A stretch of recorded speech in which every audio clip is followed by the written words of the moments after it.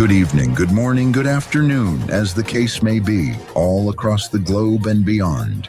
In this plane of existence and all the others, you've tuned into Exposed Tube Collective AM, your premier spot for conspiracies, occult knowledge, the supernatural, and everything else that lurks in the shadows. So grab yourself a drink and settle in as we begin our journey to the dark side.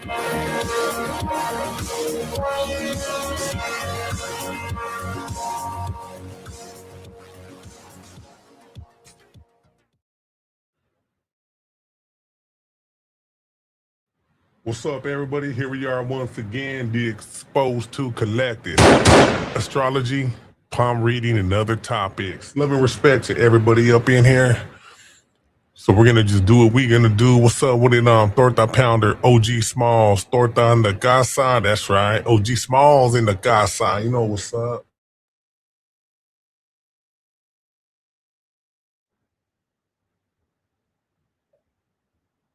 Let's go ahead and get this real quick.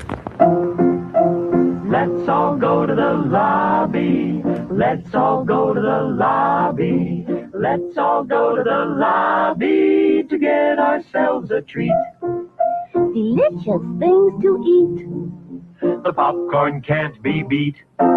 The sparkling drinks are just dandy. The chocolate bars and the candy. So let's all go to the lobby to get ourselves a treat. Let's all go to the lobby to get ourselves a treat. Hell yeah. So hopefully everybody went to the lobby, got themselves a drink, some popcorn, some candy, or whatever it is that, your indulgences may require. With that being said, we've been having a lot of interesting topics on the Discord. Earlier, we were talking about past, nostalgic, different things we grew up on. We were talking about the cat bombs, fart bombs, old Bazooka Joes with the comic in the middle. Everything. That's how we do it, man. Shit. The Exposed to Collective. Shit, man. We serve as a portal to go back in time, to reminisce and to recapture those lost times, man. Recapture our childhood. Because, we have to recapture the magic, man.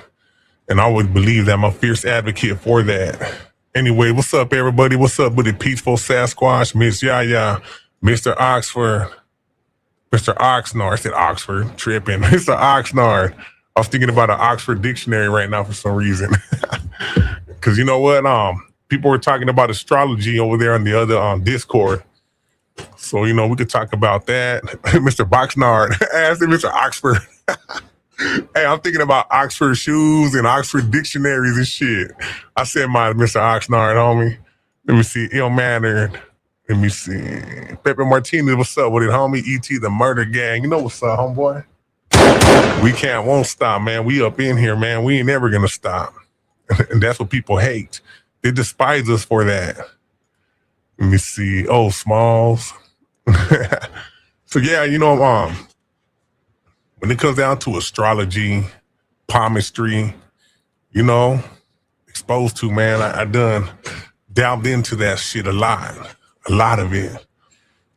And when it comes to astrology, right? So like we all say, man, the stars may affect no one, but astrology affects everyone. And the reason why that astrology affects everybody is because the quote unquote scientific principle, the solar system, mathematics, time, biology, endocrinology, everything's incorporated into astrology. So, it's what let me tell everybody one thing right now. What it really incorporates, it's available and it's a shot in the arm for the ego. You go to your local liquor store, Stater Brothers. I don't know if they still sell them, but you're able to buy little pamphlets for the year of astrology. Somebody thought about it. Some cunning little asshole thought, you know what?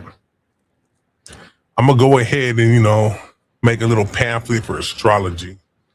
I'm gonna go ahead and say, for January, for Pisces, for Geminis, for Scorpios, for Cancers, and they went ahead and wrote on it. Let me see, Moni, get over here. Let's get that shit. Get over here! Fuck Johnny Ratas. Fuck this, I can't type shit right now, that's right. Peaceful Sasquatch, I have known people that study astrology. It's real interesting, but I don't think it's real. Nah, man, look, it's ego, EGO, you know what I mean? Gratification. People believe so deeply into that shit that, I mean, look, literally, look, man, you know what I'm gonna do for everybody, right? For one of the Exposed to weeklies, I'm gonna start having an astrology section. One for Gemini, Scorpions, Scorpios, and all that bullshit. What's up with it, Frank? We send ours. Oh, Donna, I'm opening up the panel right now. What's up, Mag? We send our saludos, love and respect all the time, Aquarius. And I am Pisces. You know what I mean? What are there, man? Scorpios, Geminis. They say Geminis are like different personalities. You can find those same traits in every human and into every zodiac sign. Plutonians. There's a video where they read people the wrong horoscope of killers and shit, and they accept it. Hell yeah. Big backs all and all that. Taurus. What's up with it, Turks? Capricorns. Hell yeah, I'll get a telescope. Yeah, we're gonna start doing that shit in the collective, man. What's up with it, Ill Manner? Be open up the panel for everybody. And hopefully we get a full panel tonight. Hold on a second. I'm going to put this on. All right, it's up there, man. The link, astrology, astronomy, palmistry. Hey, you know what? A while back, right? There should be a magazine. I know people remember it called Maxim Magazine, right? There was a dude, he was in Venice. In Venice, on the beach over there, you're going to find a lot of kooks, a lot of quacks.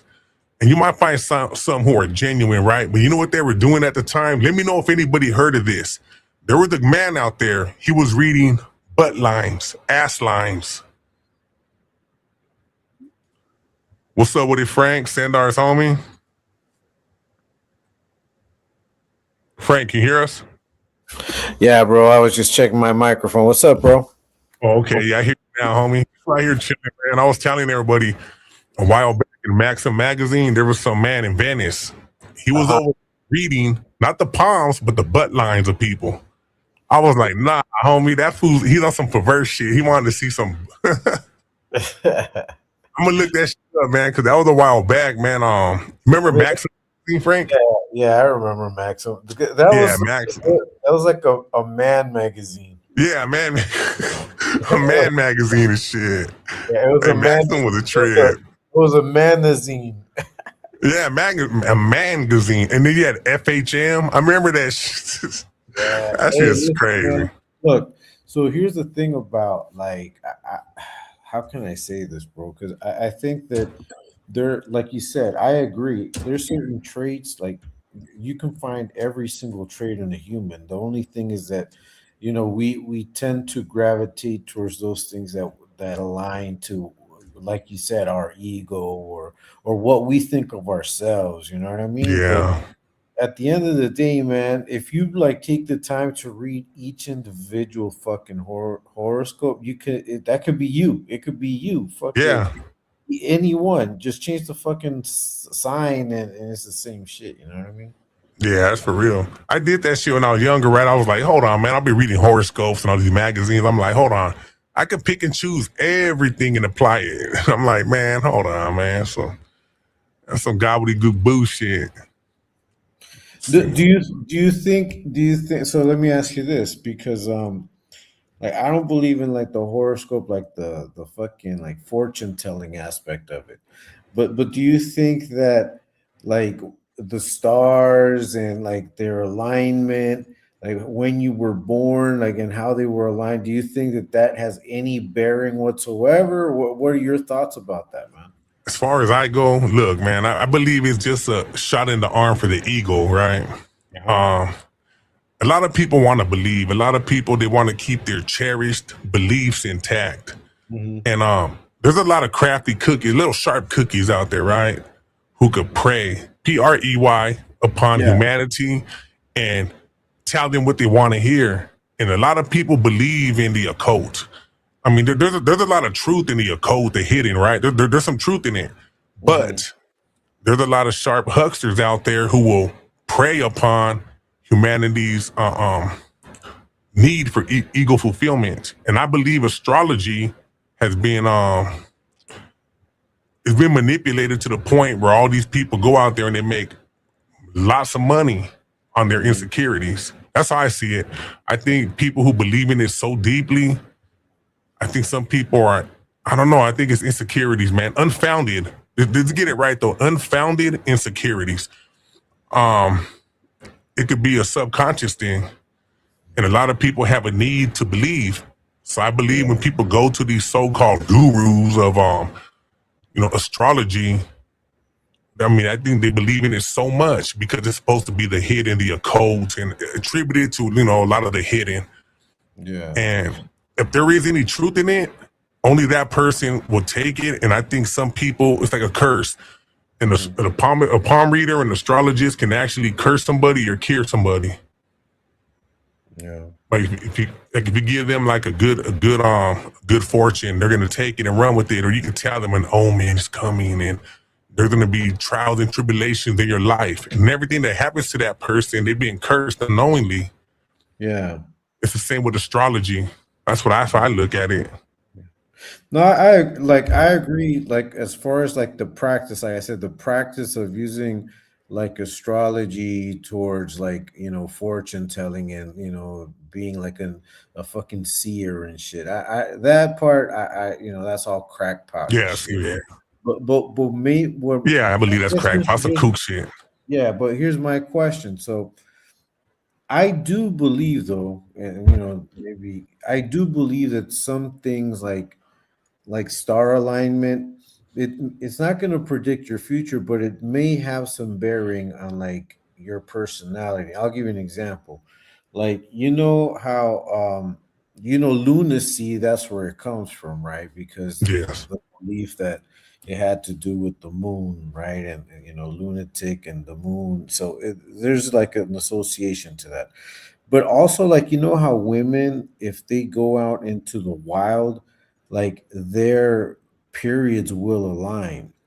So, Yeah. like, yeah, their menstruation. So, my whole thing is that do you think that there is like, does the star gravitational pull or the lunar gravitational pull or magnetism in the world, do you think any of that has any bearing over like how we feel or maybe even how we act? Do you think that affects it? I mean, I'm just No, yeah, curious. no, you know what? Yeah, like you said, it may not predict our future, but I believe that though. You know why? Like you said, magnetism, Mhm. because there's certain times of the season that some people will feel down.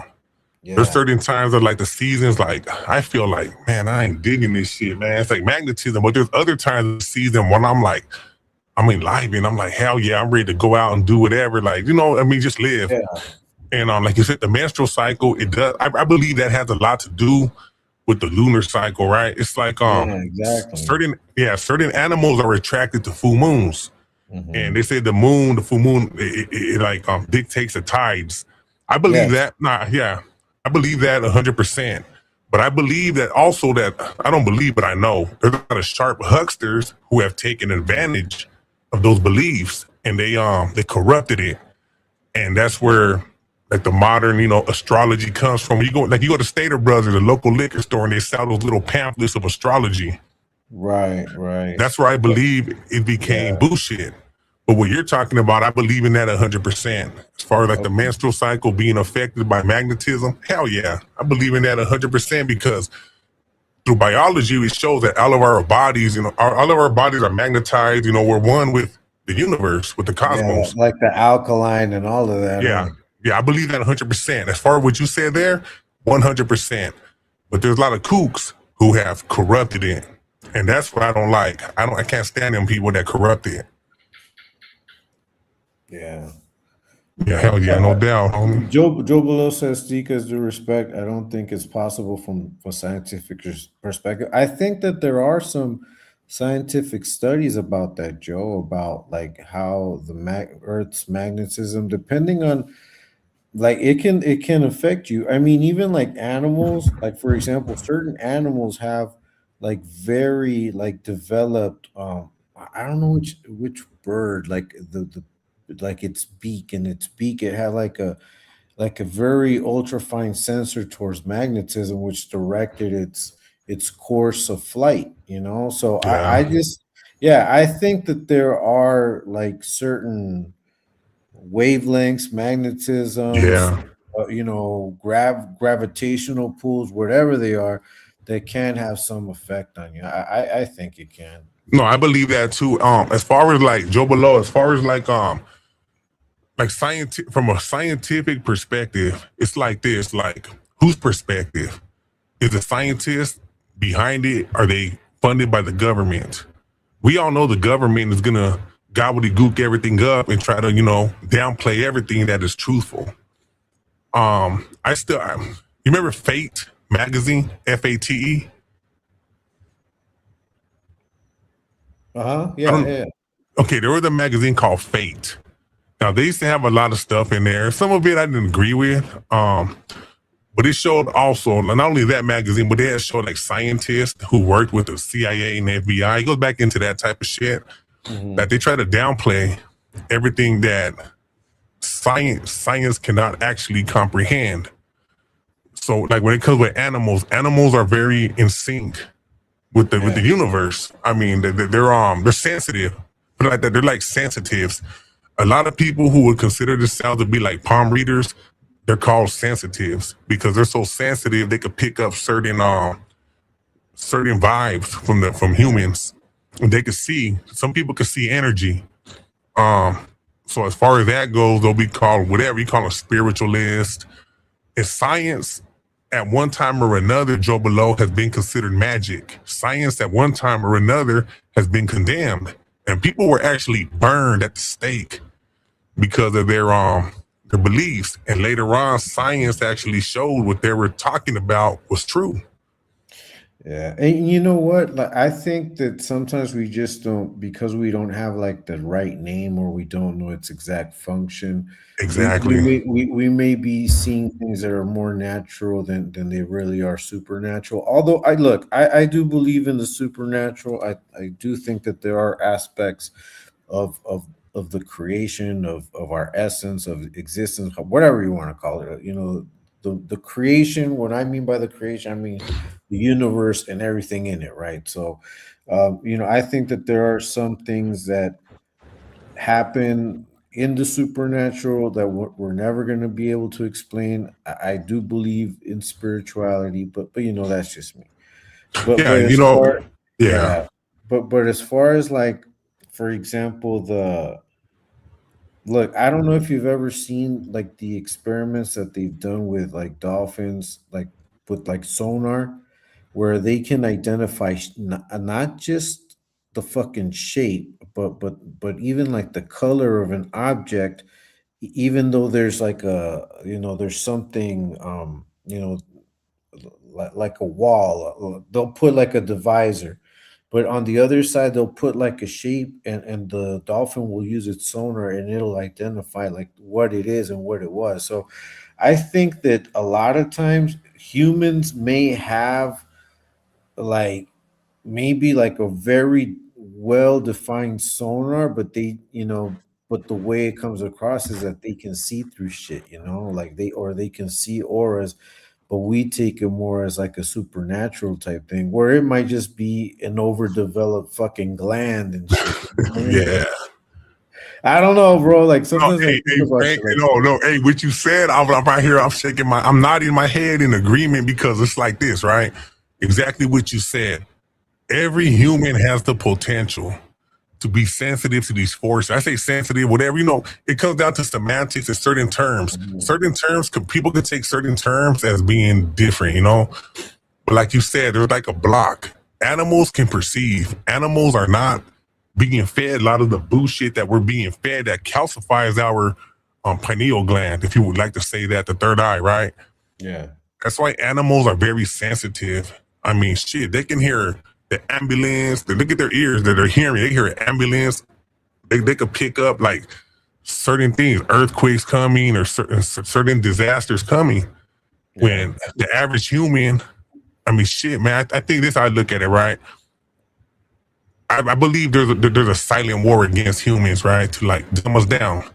Everything we eat, everything we drink, the water, everything in there, right? So they want to calcify the pineal gland so we cannot actually pick up on it. I agree with you 100%. Dolphins, I know what you're talking about. I looked into that before and I was like, hell yeah, that makes sense. I agree with you 100% right there.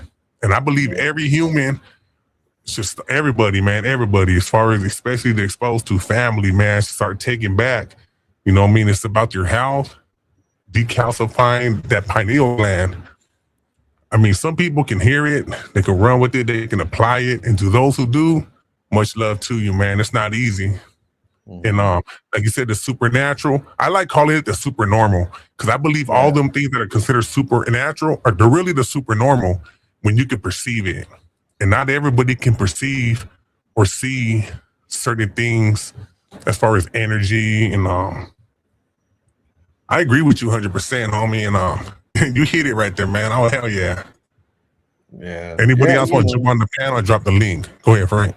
Yeah, no, that's what I was gonna say. That it'd be cool if we had other people. But yeah, man, look, I just considering that we only use 10%, right, approximately of our brain.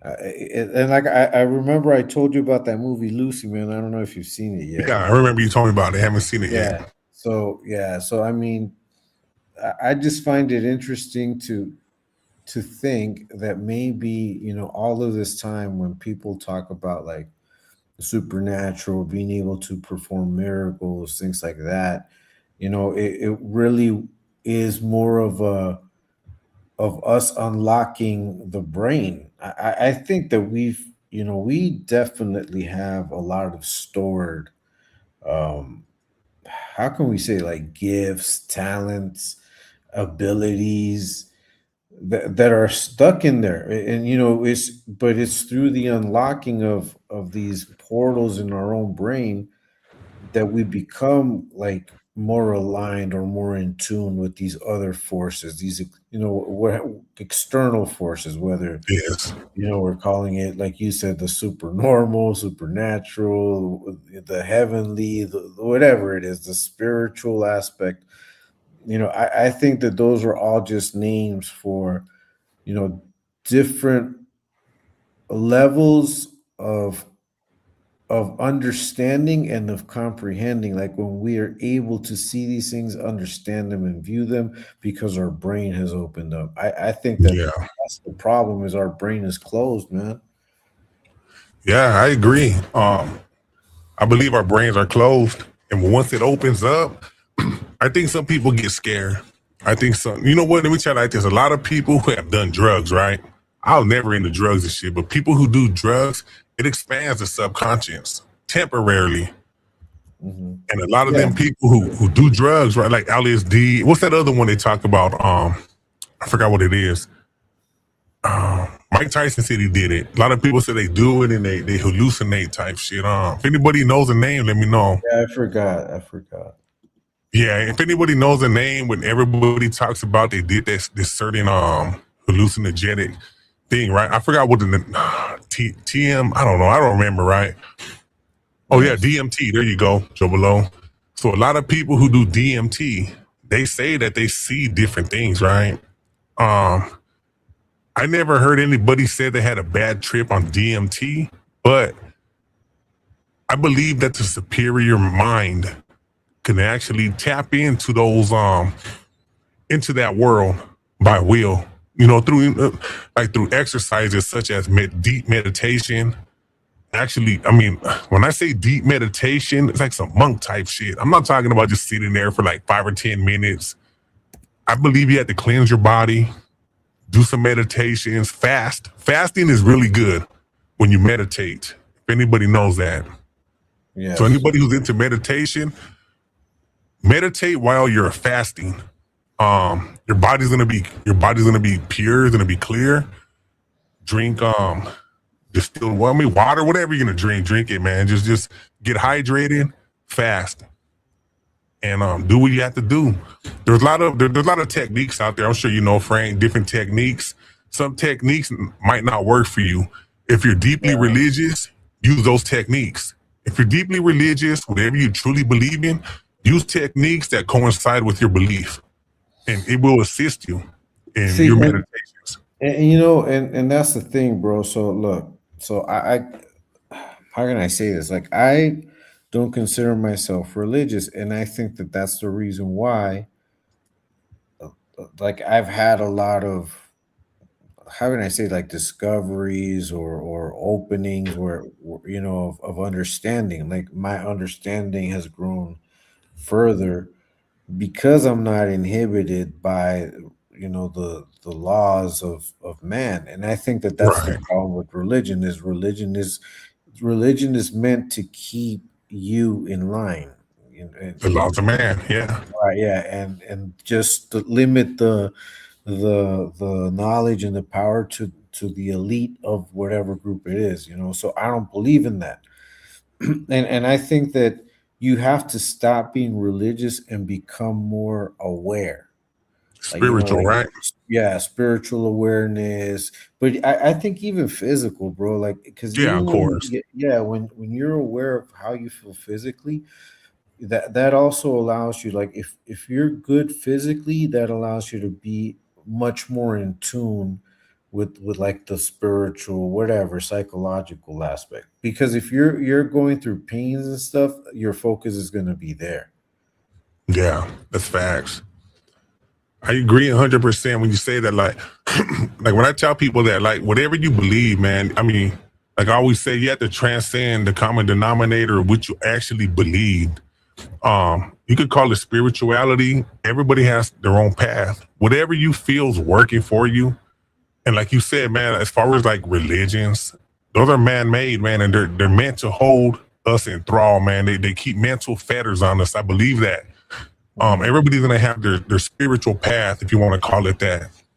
And only I believe each individual will actually have their own calling and don't know what it is. Whether people agree with them, they're in harmony with it or not. What works for you may not work for the next person. There's some people who are more, I mean, they could actually just sit there and meditate and they could be one with the cosmos, whatever you want to call it, the ether, the cosmos, or the all one, you know? So I encourage everybody, man, to sit there and actually meditate.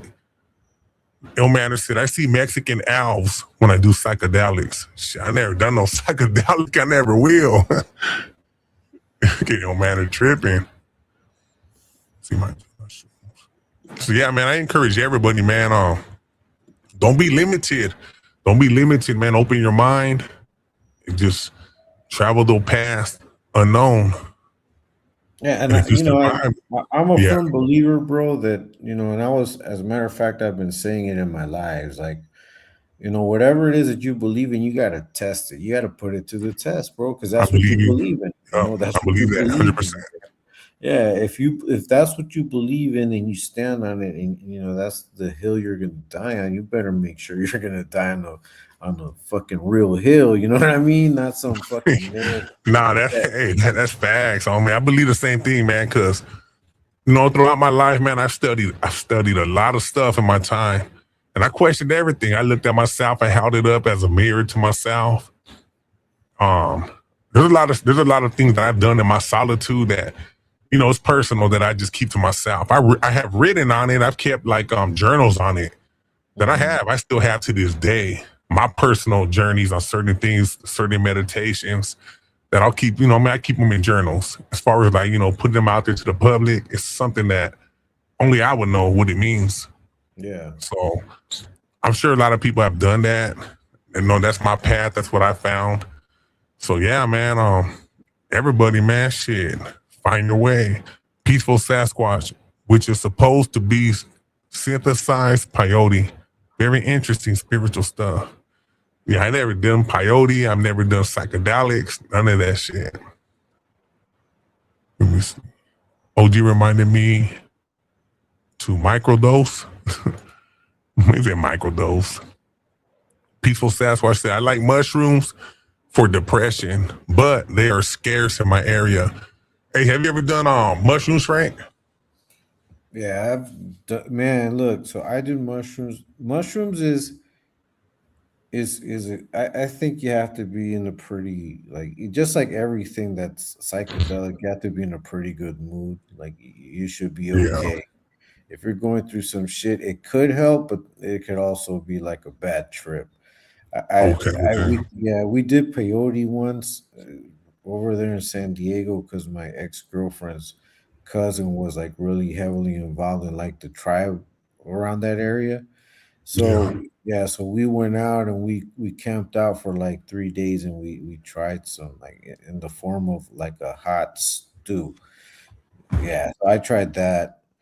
I mean, I think these are good experiences, bro. But once again, you know, like what you get from it or how you take advantage of that moment is what makes a difference. Because you can be in that zone, like, you know, high, whatever it is, and forget that you're supposed to be like, you know, experiencing and understanding what the experience is about. Like you can just let your Yeah. mind go and just enjoy the high, but then you miss out on whatever it is that you were seeking. So I remember, for example, when I was, you know, on peyote, you kind of like, it's sort of like you can reveal sort of like what you think your spirit is. It takes on a type of form, right? And the whole point of it is to have a conversation with yourself, you know.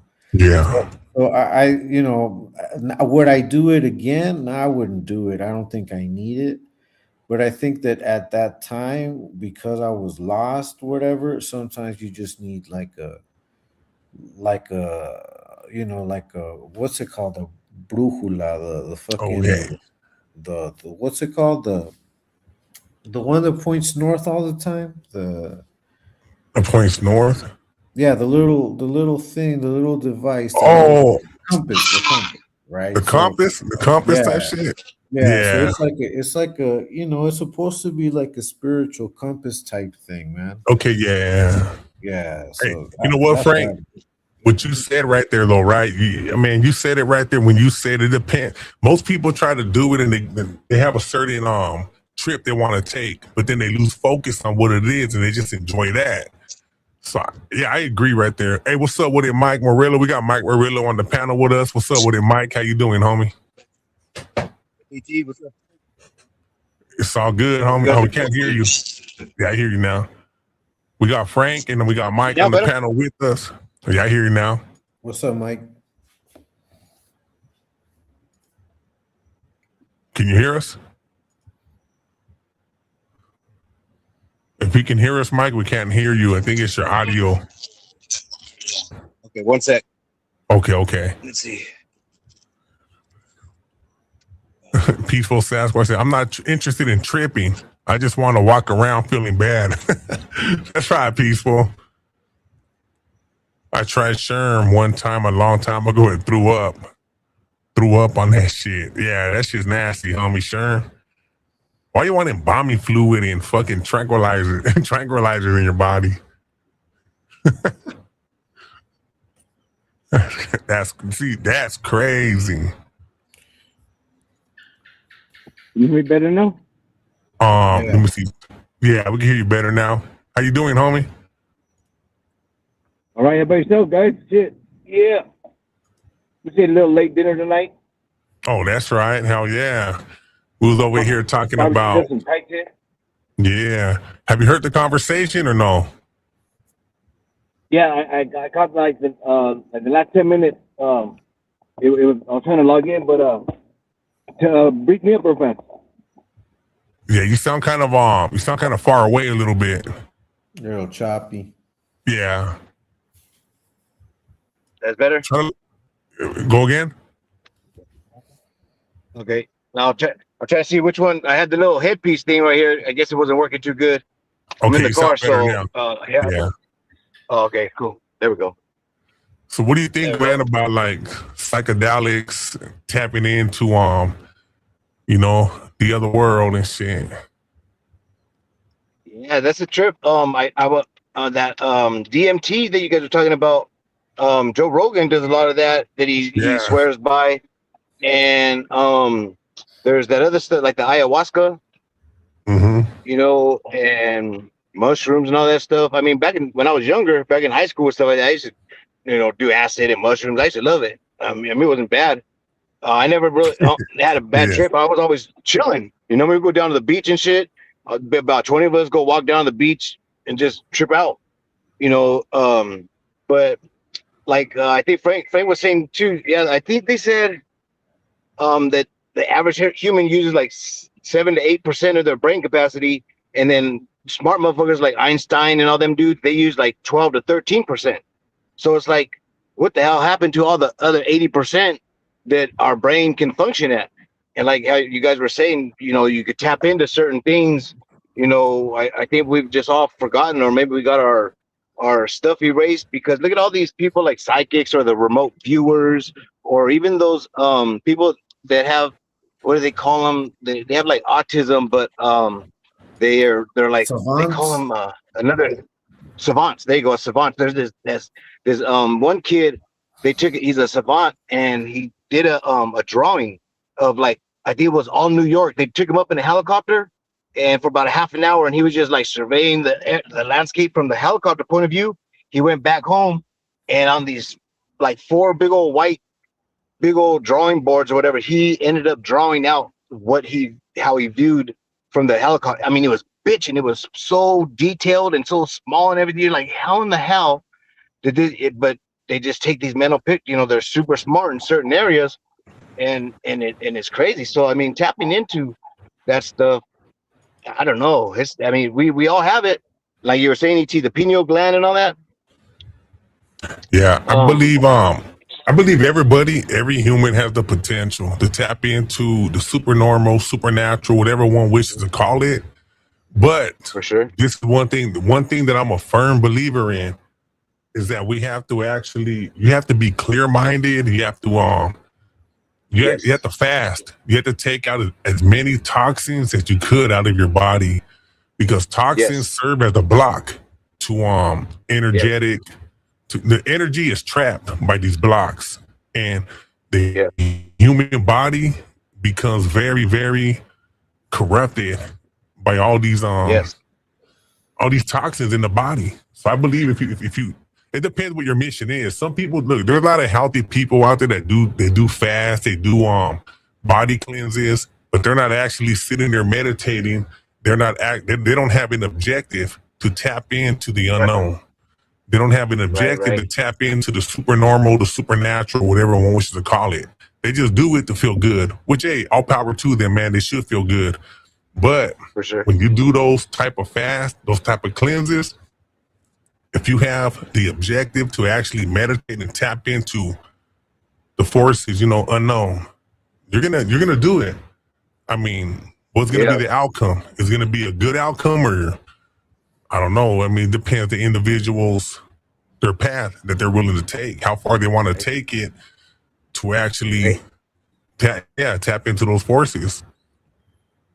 And a lot of people, I think they said, like, I mean, a lot of people that have taken that DMT, everybody kind of agrees. They say that when you take it, they go, you have a host that always meet. They always say, oh, I met my alien host, or a spiritual being, or whatever name they call it. But everybody always, or a lot of people have said that and that have done the DMT multiple times, and that they always are greeted when they get into that realm or whatever, once it kicks in, that they're always greeted by a host, someone that like leads them through the way or what have you. Yeah. And I'm like, Yeah. damn, that's crazy. And there was a study a while back. You know, man, I like Yeska, and so I was like, oh hell yeah! But there was a study that this University of Australia did, and a while back, this is like 10, 15 years ago or something, before all the dispensaries started coming out. Yeah. That they said that the professor was saying, ever since we were young, like people our age, me, you, and Frank and stuff, and when we were younger, they always showed that commercial of the egg frying on the pan. They go, "This is Yeah. I your remember brain that on shit. drugs," Yeah. right? And then they also um would toss that propaganda to us as like people our age. Like I said, when we were in like elementary school and stuff, they would say that smoking weed, every time you smoke weed, you're killing. Every time you take a hit, you're killing that many brain cells or blah blah blah. And then it also the propaganda was all through our elementary school years, was who were the spokespersons or spokespeople that were pushed on us, that were like the weed smokers, Cheech and Chong, Spicoli from Yeah. She's a fucking chong. Fast Times at Yeah. Ridgemont High.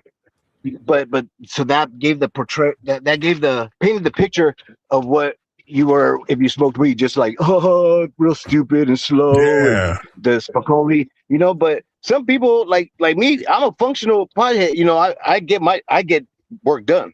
You know, if I'm cleaning the yard or whatever, and I take a light up a joint or whatever real fast, boom boom, and I'm into my shit. I get it done fast, you know. And some people, they just go like, oh hell no, I won't get shit done, and they just fucking just gel out. And you're like, no, you don't.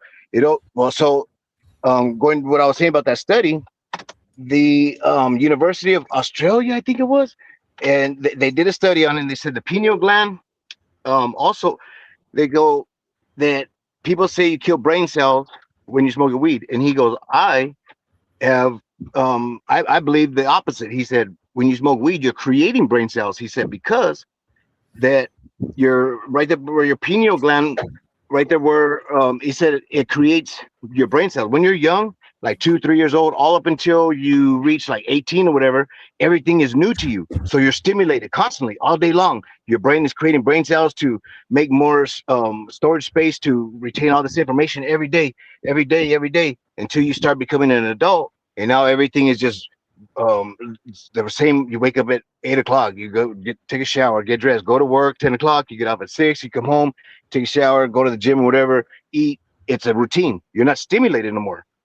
And the right there, they said when you smoke the weed, it stimulates that thing right there in your pineal gland that creates brain cells. And that's why they say when people that have smoked weed, they become more creative. Look at all the musicians or artists, people that draw and paint. You know, they smoke a joint around, they're just like they're into their shit. And um that's what the university dude had said. And I go, okay. Yeah. I go, That's I could true. maybe see, I could see, you know, where he's kind of going with that. I mean, I didn't see the study, or I didn't Yeah. do them. He may have been just a pro weed professor or something like that. I said, but look at all the things that we've been told that have been backwards. You know, like they Yeah. say, what up is down, down is up, and shit like that. Oh yeah. Yeah. And and for over 150 years, weed, it just depends on how you call it, whether you call it weed, bud, marijuana, or you Yeah. call it hemp, and then it's a whole different thing, but it's the same shit. If you say THC, hemp is used for so many fucking, so many different things, that it's unbelievable. And that's why I think that it was also made outlawed or it was outlawed back when the what's that dude in 1901, right before Henry Ford came out, because his first car that he built was made all out of hemp. It was a hemp frame, hemp engine. It ran off of hemp oil, hemp gas. The car went like 3 times farther than any fucking metal car, and the emissions that came out of the exhaust was fucking carbon dioxide. That's what fucking plants and trees and everything breathe, right? So you weren't fucking up the ozone layer with all this stuff. And the hemp, the body was super duper strong. It was stronger than the Model T, the old school steel cars. But when Henry Ford brought that prototype up to everybody and they seen it, there's a video on YouTube where an old one where they're like trying to fucking bang the car with a big old mallet and shit, and nothing, no dents, no nothing. Yeah, nothing. The car was lighter than all the cars, and it went farther. And everybody, they shot him down. They told him, "Nah." They go, "That's not gonna work. Go try again." And then he came out with the We'll Model try T. again, huh? Yeah. Yeah. But let me ask you. just Look on at top this. of Yeah, go ahead. Look at this. Look at this, right? So there's a lot of people, like, I understand, like, certain what they call drugs or natural remedies that can actually expand the consciousness, right? Now, what about those individuals who can actually tap in without needing assistance from so let me tell you like this, right? So I used to meditate, not doing no weed, not doing nothing, and being in solitude. I mean, sometimes I used to sit there, the automatic pilot would take off, and my hand would just write. Things would just be coming, boom, boom, boom. I'll be writing. I have everything still to this day, poetry, essays, whatever you want to call it, man. And hell yeah, I could go like that for like a while, right? But then I used to come down. The come down was fucked up, homie. It's like, drained out. And that's natural. That was just natural, just naturally. Right. And then, That's you know what I tight. mean? Yeah, sooner or later, I'll kick back. I'll do my thing with exercising. And then again, I'll just get that inspiration. Wherever it's coming from, I'm sucking in some inspiration from the ethers. And I'll just go on and write. I'll just keep writing. And sometimes I'll be like, damn, where'd that come from? And I should be like, okay, cool. That's what I'm saying. But some people could use, I heard about DMT. Some people could take DMT. They could take mushrooms. They could marijuana, hash. A lot of artists said these are smoke weed or do certain psychedelics, and they were able to tap into a force unknown, and that's how they wrote certain songs. But I also believe there are certain minds that could achieve those same heights of achievement by tapping in by other means. Natural. Yeah, naturally. But it's a known fact. It's a known fact that psychedelics, drugs can expand the consciousness and people could tap in. But I don't believe, I know certain people can actually naturally tap into those forces in the ethers, the cosmos, whatever. It depends what you're trying to create. It depends what's trying to be created. And you can actually be inspired from within, but from without. And the automatic pilot will take off. And I call that unconscious competence. That's what unconscious competence. I mean, that's the supernatural. That's the realm where people think like that's magical meditation. That's what people call magical meditation. Unconscious competence. That's when the automatic pilot takes off, and whatever realm you're working in, you could be a mathematician. A lot of mathematicians that went crazy because they tapped into forces that they tapped into something bigger than the program, so to speak, the matrix. Right. And the automatic pilot took off and they lost it because they're like, damn, the mind just the mind overheats basically, man. And then when they come down, a lot of them never come back to reality. And a lot of them end up in what, man, the cuckoo's nest and shit, you know? Right. I believe that also, though. So I believe DMT and certain substances could expand the consciousness. At the same time, naturally, I think naturally is more dangerous to the matrix, to the rulers. Yeah. I don't know. What do you guys think about that, Frank and Mike?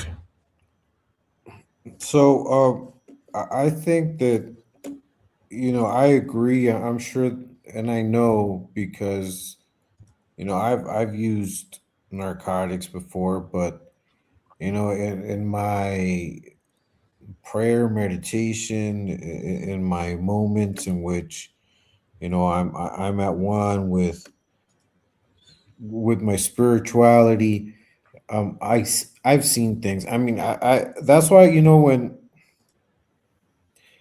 I always say this, man, like whenever I get like really deep into what I believe in, you'll hear me say like that I speak to the prophetic. I believe that There are moments in which, I believe it's, the higher power, based on my beliefs that I've been given many times like visions and messages, and for certain people at certain times. And I've always had to be like, man, is this real? Because I don't want to be a fool, like go and talk to someone and be like, hey, look, man, Yeah. Right. I saw, this and this, man. I'm just letting you know because, so you can pray on it.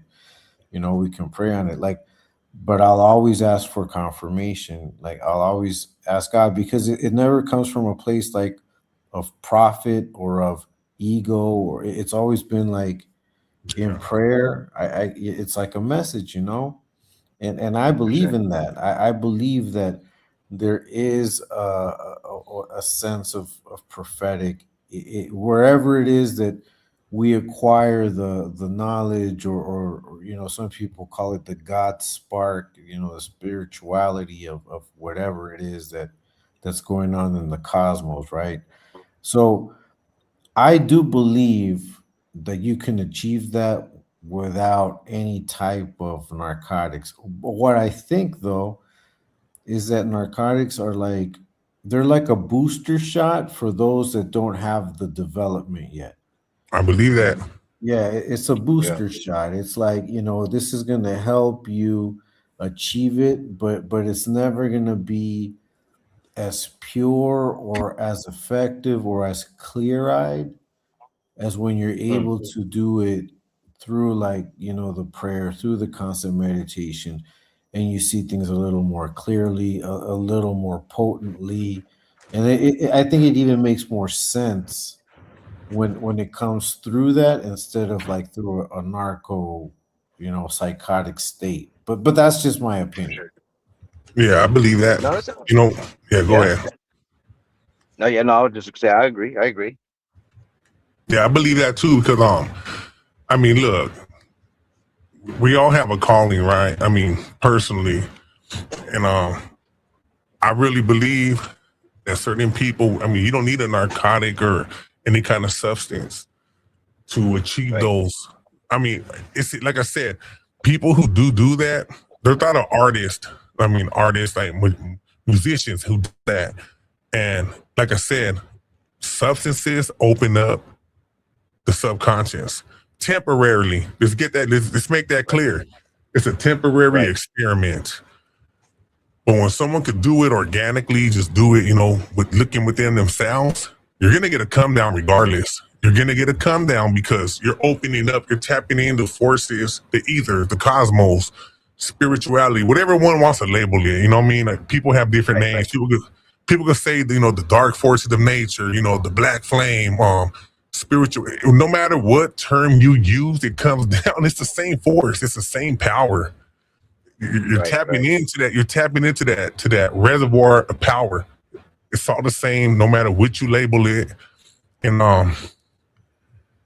yeah, man, if you survive, man, you're gonna walk through that ring of fire, man. You're gonna walk through it, eyes open, heart clear, alone. If you survive, you're gonna become better for it. Bottom line. Yeah. For those people who achieve that, though, I mean, using DMT or any kind of other substance, hey, they're gonna temporarily feel it. But I encourage Right. everybody, man, to actually be clean, be clear hearted, clear minded, and attempt to Yes. tap into those forces through fasting, through strict diet, and through meditation. And Yeah. but you have to have a specific goal, man. You have to know what you want. I mean, so For sure. and I it, agree. Like on a smaller level, I don't know, on a branch category of like how you're talking about tapping in like real deep. There's a subcategory that I'm a strong believer in these is creative visualization, and that's just yeah, another like little branch of doing that. I mean, a lot of my fights, bro, that all come down to the fight week. We fight Saturday and Saturday before the fight, all that week. You just prepare everything. The work is done. We're ready to go. We're ready just to go perform.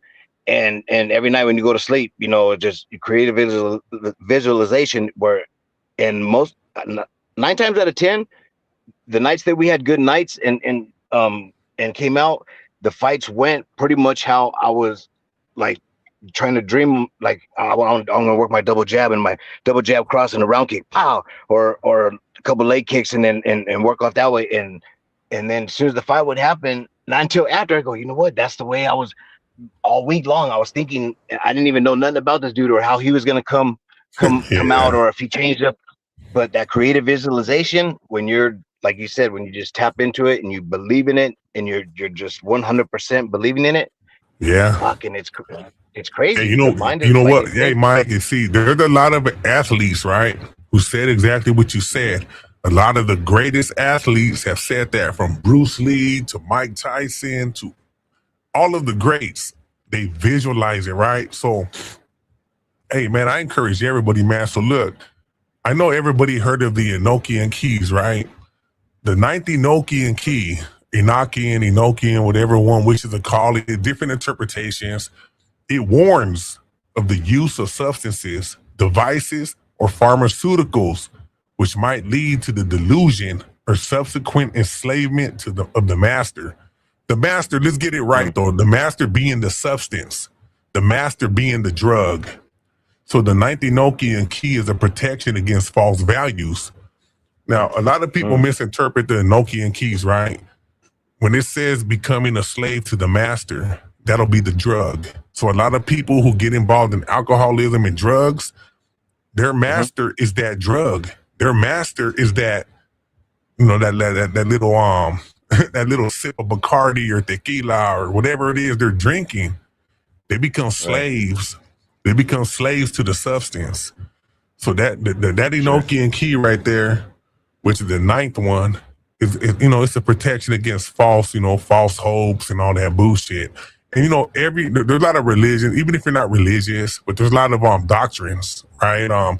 Chants, mantras, whatever you want to call it, that serve the same purpose. Do not become a slave to a certain substance. It's like some people become slaves to Jack in the Box, McDonald's. Some people become slaves to soda, diet soda. Some people become slaves to the television. Some people become slaves to, I mean, misinformation, prison and shit. You know what I'm saying? So it's about transcending the common denominator of everything that has come. So when it comes to everything that we do on YouTube, besides this this right here on the collective, we get down to brass and tack right here, man. We all have our own minds, our own opinions. Right here, we can express ourselves. Camaraderie, we do what we do. We all know what we do on our channels over there. You know, we know what we do already. That's a mission we have over there. But over here, shit, we can come together, show camaraderie, and expand. So when it comes back to it, like what you said, Mike, it comes back to that. Cool. There's a lot of athletes who always say they do that, man. They sit right there. They'll go into the greatest have said that. They'll lapse into meditative states of what they're gonna do. And then they go in there, man, and they give their whole heart. But here's the thing. Let me ask you, Frank and Mike, the other person could be doing the same thing. You see what I'm saying? So For sure. if you're both doing the same thing, it's gonna come down to, I believe it's gonna come down to who's more in tune and Right. yeah. Who was believing in their creative, who was believing in their creative visualization the strongest, you know, or I mean, I think it's that, and I think just pure physicality. I mean, Yeah, that's what I was gonna just say. being Yeah. healthy and fucking strong. Like, if you know, for example, that at your peak you should be doing fucking whatever 50 push-ups, and you're only busting out 35, 40, then you know you're not at your peak. And sometimes you can look good, you can feel good, but you're not at your peak. You know what I mean? Exactly. So I think that Facts. yeah, so Yep. I think that when we're talking about but man, so let me first tell you guys my problem with the word potential. My problem with the word potential, I don't like it. Like when someone says, "Oh, you got potential," because what that means is that I'm not living up to my full capabilities. Because if you're seeing Yeah. potential, that means that you see room for improvement. You don't see me at my highest. So I always want to be at my highest level, right? So that's my only gripe with the word fucking potential. But if we talk about what we're capable of, what our capacity is, and we know it, it's much easier to activate, to work towards that. But see, not everybody does it. And what I think happens, so ET, because you mentioned Bruce Lee, and a lot of these dudes, they use psychotics too. Like Bruce Yeah. Lee, yeah, he was a fucking smoker, bro. Yeah, he was. So was Arnold Schwarzenegger. That Yeah. fool, they were all smokers. But so here's the thing. What I think happens there is that that's sort of like the handbrake that, like, it forces you, like whenever you smoke, it forces you to slow down because it's a narcotic reaction to your body and to your mind. So it slows you down because that's what it's supposed to do. Like that's its Yeah. effect, right? So that slowness mimics, because that's how I see it. It mimics when you consciously slow down to meditate or to pray. So that, the high mimics it, but it's not the real essence. So that's why I think that there could be like a misconception to where we think that it's enough to just, get high, whatever, enjoy the high, and that should be enough for us to have a full on experience with who we are. That's where I think the misconception can lie, because we need to be able to know who we are clear minded, like without Yeah. any Facts. Sure. smoke, without any, anything that could be a misguide, or give us a false image of who we are. And sometimes and this is the thing, man. I think pain is sometimes a purifier. Sometimes pain is the fire that you need to fully let go of shit. Like you need that pain. You need whatever fire is causing that pain, so you can let go of shit. And truly be free of whatever it is that weighs you down. So I mean, look, man, if people want to smoke, I don't knock it. I know that, whatever's clever, whatever helps you, whatever, but I do agree in the sense that it is a mimicking of the state that you actually get if you truly meditate or are in prayer. But that's Yeah. just my opinion. Now, I believe that 100% also, right? Like me, I don't condone any kind of substance use. Me personally, that's just me. People who do it, that's what they do, man. I believe people can achieve. I don't believe, I know people can achieve those certain states of mind with or without a pharmaceutical. Um, okay, you gotta know Jim Morrison. So Jim Morrison, he was the Doors. Jim Morrison was a genius as far as he was really creative. I mean, people have different opinions about the dude, and there's a lot of stuff that he said. There's certain interviews he did when he said that he drank a lot and did certain things to silence the voices in his head.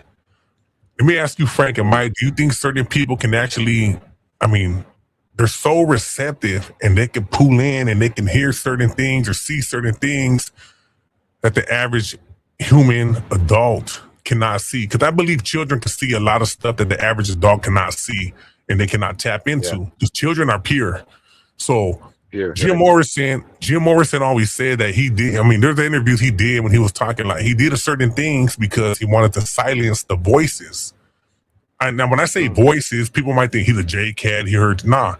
When I say silence the voices, maybe he was tapping into something, a certain reservoir of power, that he was just tapping into and bringing it back to the world above, the average world out here, the physical world. Right.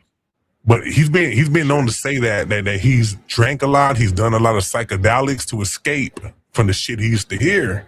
And if you know, his Yeah. dad was deep in I believe the Navy. I think his dad was like a colonel or some bullshit in the Navy. For real.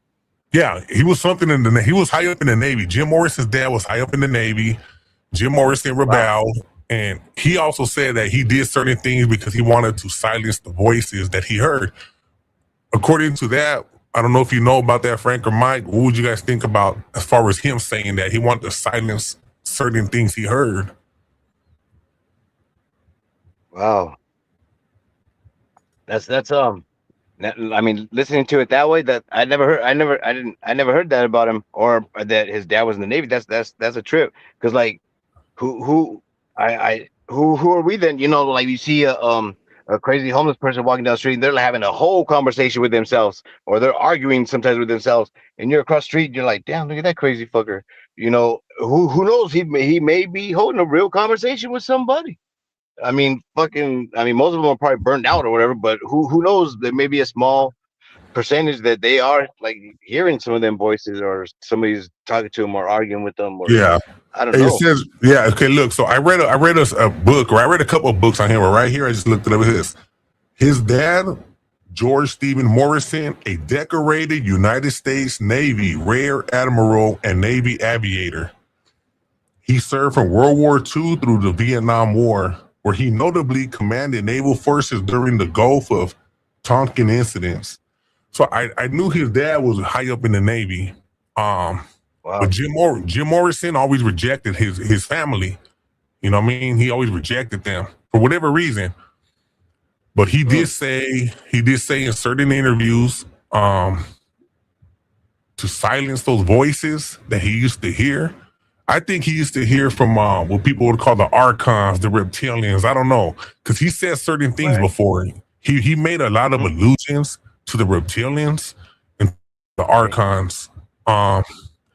He said a lot of shit that was very, very occultic, you know.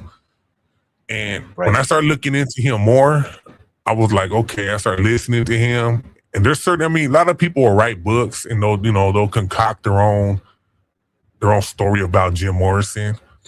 But there's some interviews that he actually had, that they're recorded.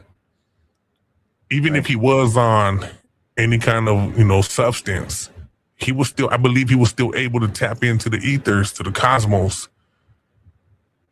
And like he called himself the Lizard King, right?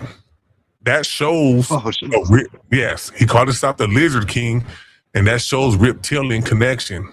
I mean, that's going down a rabbit hole right there, So the Lizard King, the reptilians. But I mean, it's just coming. I mean, who are we to say no? I mean, we don't know. Look at all the stuff that's been told to us that for the last 50, 60 years now there's none of this, and now all of a sudden, hey, we're fucking watching the UAPs, or we're surveillancing them and stuff like that, and it's like, come on, man. So yeah, I mean, and then his dad was in the Navy, high up in the Navy, so fucking who knows? He might have been one of them. He was an admiral. He was an admiral. And those jump Jim Morrison, Jim Morrison rejected him. Did you know about that, Frank? About Jim Morrison's dad he was high ranking in the Navy. He was an admiral. Oh yeah. Yeah, I mean, I think I read the book, bro. There's a couple of books, right? I read. Was he an only child? Was he an only child? I believe. Man, I think he had siblings. I think he did. The one I read, Frank, was called Break On Through. That's the one I read. There's a couple of them, but the one I read was called Break On Through.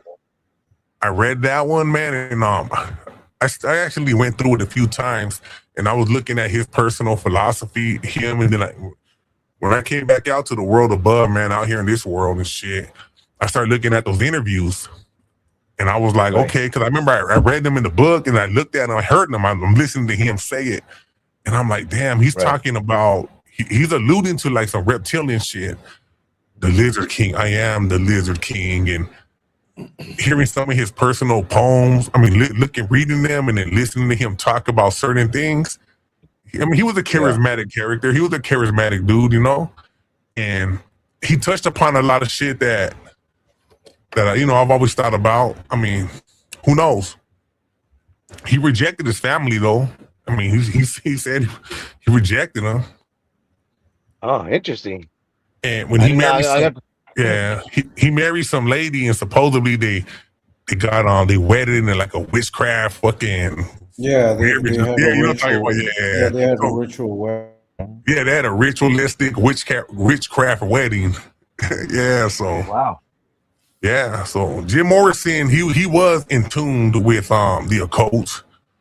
So I'm gonna have to look up on some of that literature tonight later on. That's interesting. yeah, I like the Doors, man. I mean, I always fuck with Jim Morrison, and when I started reading his story and the one break on through, I was kind of like, Yeah. okay. He said some things that I'm like, oh, I mean, shit. I mean, unfortunately, he was part of the 27 Club. I mean, he lived a Yeah, I fast was about life. to say that. Yeah, the 27 Club. He lived a fast life. And think about it, 27 years is young, but all them people, Frank and Mike, they lived a real fast life, man. And Yeah. a lot of Yeah. people look 27. You know who Yeah, was go like ahead. that, bro? You know who was the more recent like that, but he didn't even make it to 27, bro. Was fucking Tupac, man. Yeah, another one. Yeah, I think. I mean, if you really listen, like read his poetry, like the way he's a writer too, like poet, Yeah. everything. So I mean, he had some thoughts for someone that was just turned 25. You know what I mean? Yeah. That's facts. The same thing with him. Like, you look at a lot of them, right? For 25 years old or 27, Right. we look at back when I was 17, 15, I thought 27, 25 was old, homie. I'm like, they old ass fool, 26. Nah, I mean, straight up, right? But later on, after you outlive them years, man, you're like, damn, 27. But hey, 27 years on this earth is really kind of a long time. You can go through a lot in 2, 3 years in your life. You can go through a lot from fucking 15 to fucking 25, 10 years. You can go through a lot of shit. It depends the lifestyle you're living, man. And a lot of stuff. I think like as far as like Tupac, him also, right? Yeah, man, whatever he went through, I think he was able to tap in. A lot of people were able to tap into those forces unknown, I mean, because from a if lot you of people. listen to fucking to Shed So Many Tears, like there's some like when he says like I got a mind full of demons trying to break free. They laid their seeds in my brain and they hatched. And like he makes a lot of like references, not just to like the ghetto shit, but to like the Yeah, yeah, spiritual facts. shit, Yeah, like the shit. So like he was really tapped into yeah, to he those was. emotions, bro, and into that side as well. I think his greatest album to me, Mhm. Machiavelli, Seven Yeah, Day Theory, Yeah. all them songs on there, man. Blasphemy, White Man's yeah, World, a lot of songs on there, man. That to me that was his greatest work. I mean, as far as a philosophical point of view, a lot of yeah. people like that other shit. Oh, you know what I mean? Every other shit, I don't care about none of that shit. When he dropped that Machiavelli, I was like, hell yeah, that's the shit right there. Machiavelli. Yeah. Yeah, Yep. Machiavelli Yep. right there. Blasphemy is one of my best songs that he dropped. Um, that's one of the best ones that I liked. Like that Machiavelli could bump front and back. And there's a lot of artists that came out, but that one right there, that Machiavelli, when that shit dropped, man, the 7 Day Theory, Yeah. shit, that was the one for me right there, man. I'm like, yeah, all his other shit, yeah, it was cool, but that one right there, Well, yeah. like, So He Against the World was still pretty good because that was like before Death Row. yeah, before Death Row, yeah, he didn't Yeah. need So Death Row, he didn't need them. that one album, that one song is fucking bad as fuck. Mm-hmm. No doubt. Yeah, but Yeah, I that like was bad. Machiavelli Come definitely. with That's a me. badass album. Hail Mary. Yeah, Hail Mary's cool. Especially that But other one, man. Machiavelli White was Man's dope shit World. though. White Man's World is the shit. That one right there, man. I mean, shit. Let me see. Look, See, Nasty Pun says y'all may hate me for this, but I don't like to. See, that's the thing, Nasty. I don't think he was. I don't think he was trying to be a gangster. Nah, I don't think so either. I don't think he And, was trying. Hey, Nasty Pun. Look, I don't like a lot of Tupac shit. People might be like, nah, I don't care. But there's some things that I like from him. I'm not gonna say I like every single thing he dropped. That Machiavelli though, that Machiavelli was the shit. I mean, hey, look, man. Hey, everybody, look. Frank, Mike, I'm gonna put this song on real quick, man. I want everybody to really listen to this song, Blasphemy, homie. I know everybody knows it, but just listen to this shit. Hell yeah, bump Listen it. to this shit, man. God has a plan, and the Bible unfolds that wonderful plan through the message of prophecy. God sent Jesus into this world to be our Savior, and that Christ is returning someday soon to unfold the wonderful plan of eternity for my life and your life. As long as we're cooperating with God by accepting Jesus Christ as our personal Lord and Savior. As the Lord does return in the coming 7 days, we'll see you next time here on This Week in Bible Prophecy. Remember what my pops told me. The new word. Follow me. Remember what pops told me. My family tree consists of thugs and killers, struggling, known to hustle, screaming, fuck they feelings. I got advice from my father, all he told me was this: nigga, get off your ass if you plan to be rich. There's 10 rules to the game, but I'll share with you too. No, niggas gon' hate you for whatever you do. Now rule 1, get your cash on MOB. That's money over bitches cause they breed envy. Now rule 2 is a hard one, watch for phonies. Keep your enemies close, nigga, watch your homies. It seemed a little unimportant when he told me I smiled. Picture Jews being handed to an innocent child. I never knew in my lifetime I lived by these rules. Initiated as an outlaw, studying rules. Now Papa ain't around, so I gotta recall or come to grips with being written on my enemies' walls. Promise if I have a seed, I'ma guide them right. Dear Lord, don't let me die tonight. I got words for my comrades, listen and learn. Ain't nothing free, give back what you earn. No doubt, getting high in the motherfucker, bless me please. This thug life will be the death to me. Come on, yeah. And I remember what my papa. Hey, check it out, right? Yeah, he was a ballerina, but man, hey, as far as him, I believe Mike and Frank, I believe he was able to tap into forces unknown to a lot of people. Yeah. Him personally as a man, I didn't know him. I'm not rash to speak on him. I don't give a fuck about who he was.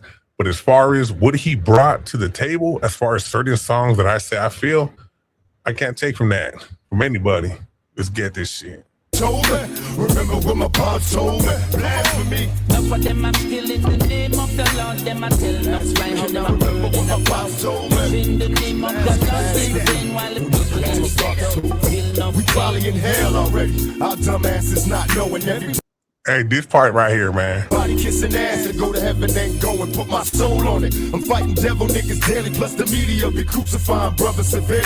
Tell me I ain't God, son. Nigga, mama a virgin. We got addicted, had to leave the birds. Back in the ghetto doing wild shit. Looking at the sun don't pay. Criminal mind all the time. Wait for judgment day. They say Moses split the Red Sea. I split the blunt and roll the fat when I'm deadly.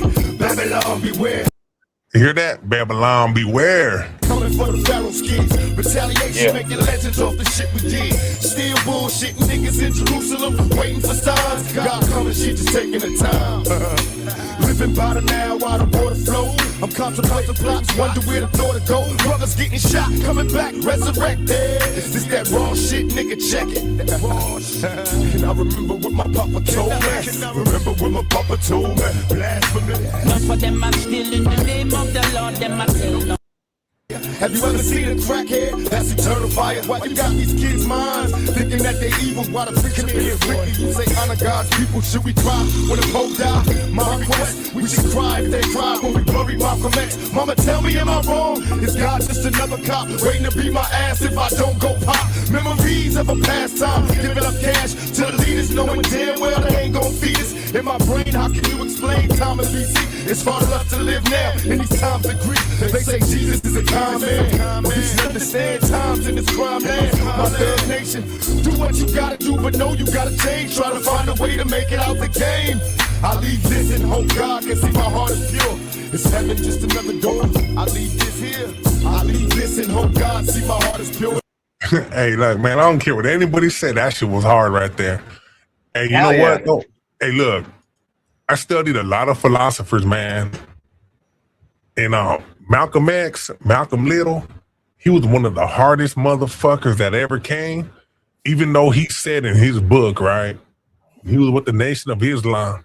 When he broke away from them, he went to Mecca, And he came back to America. He said, I never seen as much as hate in America than anywhere in the world. But when he came back, that's when he realized, man, he came back and said, man, I got brothers, man, who are white, black, all that shit. He realized, man, because the Nation of Islam, he was like, nah, man, they were preaching a lot of false bullshit that was hate.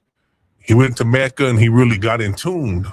I don't know what you guys think about that, man, but as far as Malcolm X, man, he was one, to me, he changed his name, man. I forgot, like something Shabazz, whatever, but he was one of the hardest minds to ever come, man, to come into this world and pull the facade from a lot of bullshit. I don't know what you guys think about that. That's how I feel. Hey, I agree, man. That's one of the. So with me, it's like, you know, I see the spiritual, and then I see like the carnal, right? And as far as being like a man on this world and what you have to deal with, to me, there's like certain names, right? So one of them, Machiavelli, is like a guide as to greed and what man is capable of doing for power and all that shit, right? At fucking, you know, people such as Malcolm X, that you can just understand, you know, how the power divide and what it is to be strong in the face of that, you know, knowing that you're the fucking underdog, knowing that you are the, you know, you're like looked upon as the scum of society. And that's what, see, that's what people don't realize, bro. And that's why I always like to talk my shit. You know, it's like I say, man, at one point people saw me as the scum of society. You know, now you guys see me all cleaned up and shit, all, you know, all, you know, I eat like 3 meals now. I'm not out on the street, you know, I'm not suffering. I'm not out there on on the grind. So now that you guys see me, now that I'm, you know, I've learned, but man, you know, what, 34, maybe 30 years ago, you wouldn't have fucking let me in your house, you know what I mean? You know, so I think that sometimes we become too egotistical in the changes that we've been fortunate enough and make, that we forget, man, to have grace upon those that are probably going through what we went through in the past, you know. And to me, like men such as Malcolm X are like a clear reminder, you know, or someone like Tupac, where like you can come from, like, you know, like how we used to say, de donde asustan, you know, like from where you get scared, bro. You know, you can come from there and still thrive and still make it. You know what I mean? So yeah. There's another name. So go ahead and play. If you're gonna play what you're gonna play, I'm gonna look for a name. I'm gonna show you something. Yeah, the one thing when Malcolm X, I was looking at when he came back, Orthodox, when he came back, and for his Orthodox name was El Hajj Malik El Shabazz, and that's after he broke away from the Nation of Islam. Now, I've always had a thing for revolutionaries. Okay, like later on when he came back from Malcolm X, like the Nation of Islam had their own beliefs, right? They had the X, and they found, you know, who the real who they really were. But when he came back, he was Al Hajj Malik El Shabazz. Now, I looked at revolutionaries from all cultures. Every culture has revolutionaries. I mean, look, man, I read the autobiography of Malcolm X. That shit was hard. I read shit on Genghis Khan, man. I fuck with Genghis Khan. Pancho Villa, Zapata. Every culture, man. Che Guevara. Every culture has a revolutionary who stood against the status quo. Imagine if all these revolutionaries would have all met at one time. And they would have transcended, like we say here. One thing I've always said with us, the Exposed to movement, man, we transcend racial barriers. We transcend, I mean, they didn't give, those revolutionaries, man, they didn't give a fuck about no prison politics. I mean, that wasn't even in their vocabulary, you know?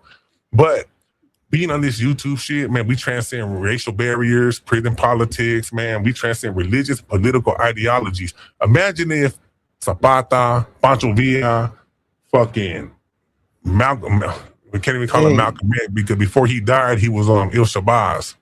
Hey, ET. So Yeah, there's this guy, like one of the more recent dudes that I've seen from like the Nation of Islam. His name is Khalid Muhammad. Khalid Muhammad. Yeah, if there's he went on Donahue and he went on a few shows like during the 90s. Man, if you want that fool gets down, dog, that fool gets down. I recommend Khalid Muhammad.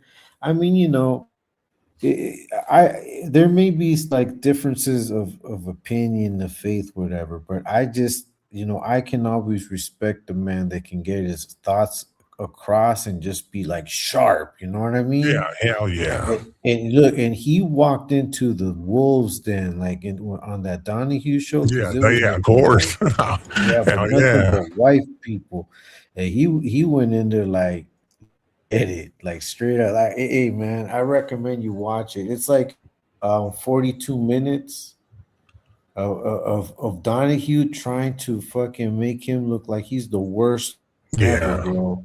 Yeah, And I'm he gonna just trip on it. keeps You know what? Donahue, look, man, I didn't like that piece of shit, man. Look, yeah there's a lot of revolutionaries, man. Khalid Muhammad, I'm gonna trip on that, right? So we can go back. Even Ayn Rand took a lot of shit. She was a Russian philosopher. I'm sure people heard of her. I spoke about her before. She was an author. She was from Russian descent. She came over here. She had her own philosophy of objectivism. Her famous book, a fiction book called Atlas Shrugged. And I'm sure people heard of her. If not, she's another one who Donahue tried to, Donahue tried to go into a lot of people, man. A lot of these revolutionaries, a lot of these people with unorthodox beliefs.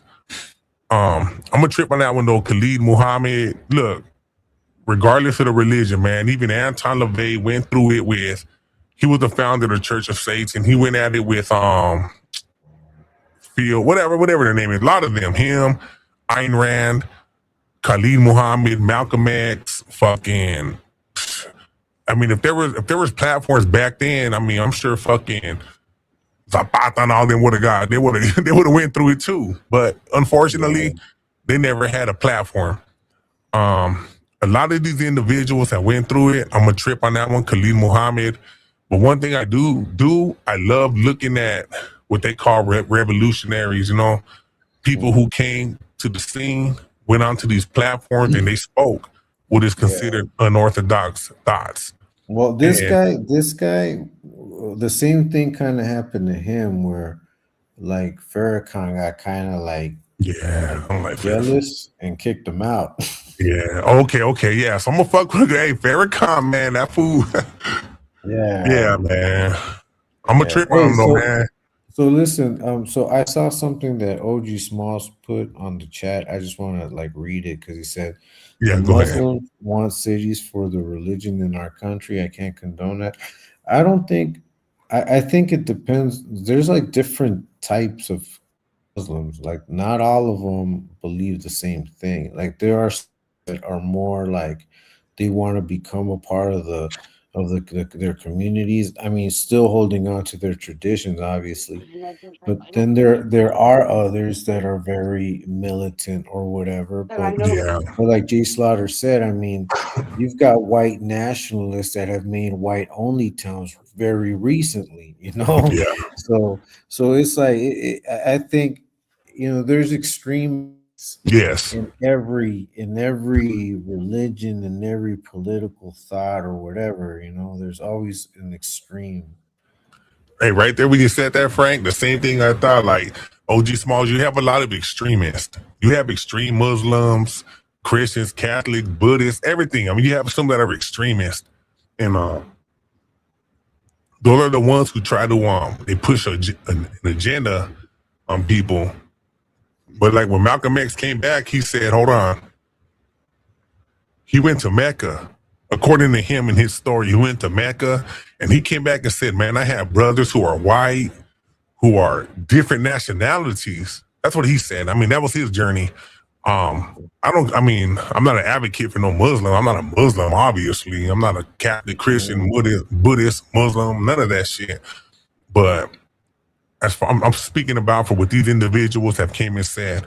Because me personally, I have friends, man, I have friends who are Muslims, Catholics, Christians, and we don't sit there and we don't talk about that shit. You know what I mean? We don't sit there and debate about each other's belief. You know, that never comes up. That's what they do. Yeah. But you do have extremists who go all out and try to indoctrinate everybody who they come in contact with. I don't condone that shit. I do not support any faction, so-called religious faction, a splinter group who attempts to foist and indoctrinate any other human to believe their belief system. Yeah, I've been putting that out there, bro, because because I've been saying in my lives as well. Because so here's the thing, man. Like on our channels, like just like you right now, like you express who you are. I mean, you just part of things that you believe in and your opinions, just like I do, like on my channel. And I think that the big difference with saying, this is what I think, this is what I believe, and then someone else saying, well, I see it this way, and you're like, oh, okay, well, I can see it that way, right? Yeah. We can have a conversation, and I think those are the type of conversations we have all the time. There's always someone, lately that's like, boy, and then when they question you and they try to force you and strong arm you into believing or seeing things their way, that's where I think there's an issue. Yeah, like OG Small said, Muslims get no love from me.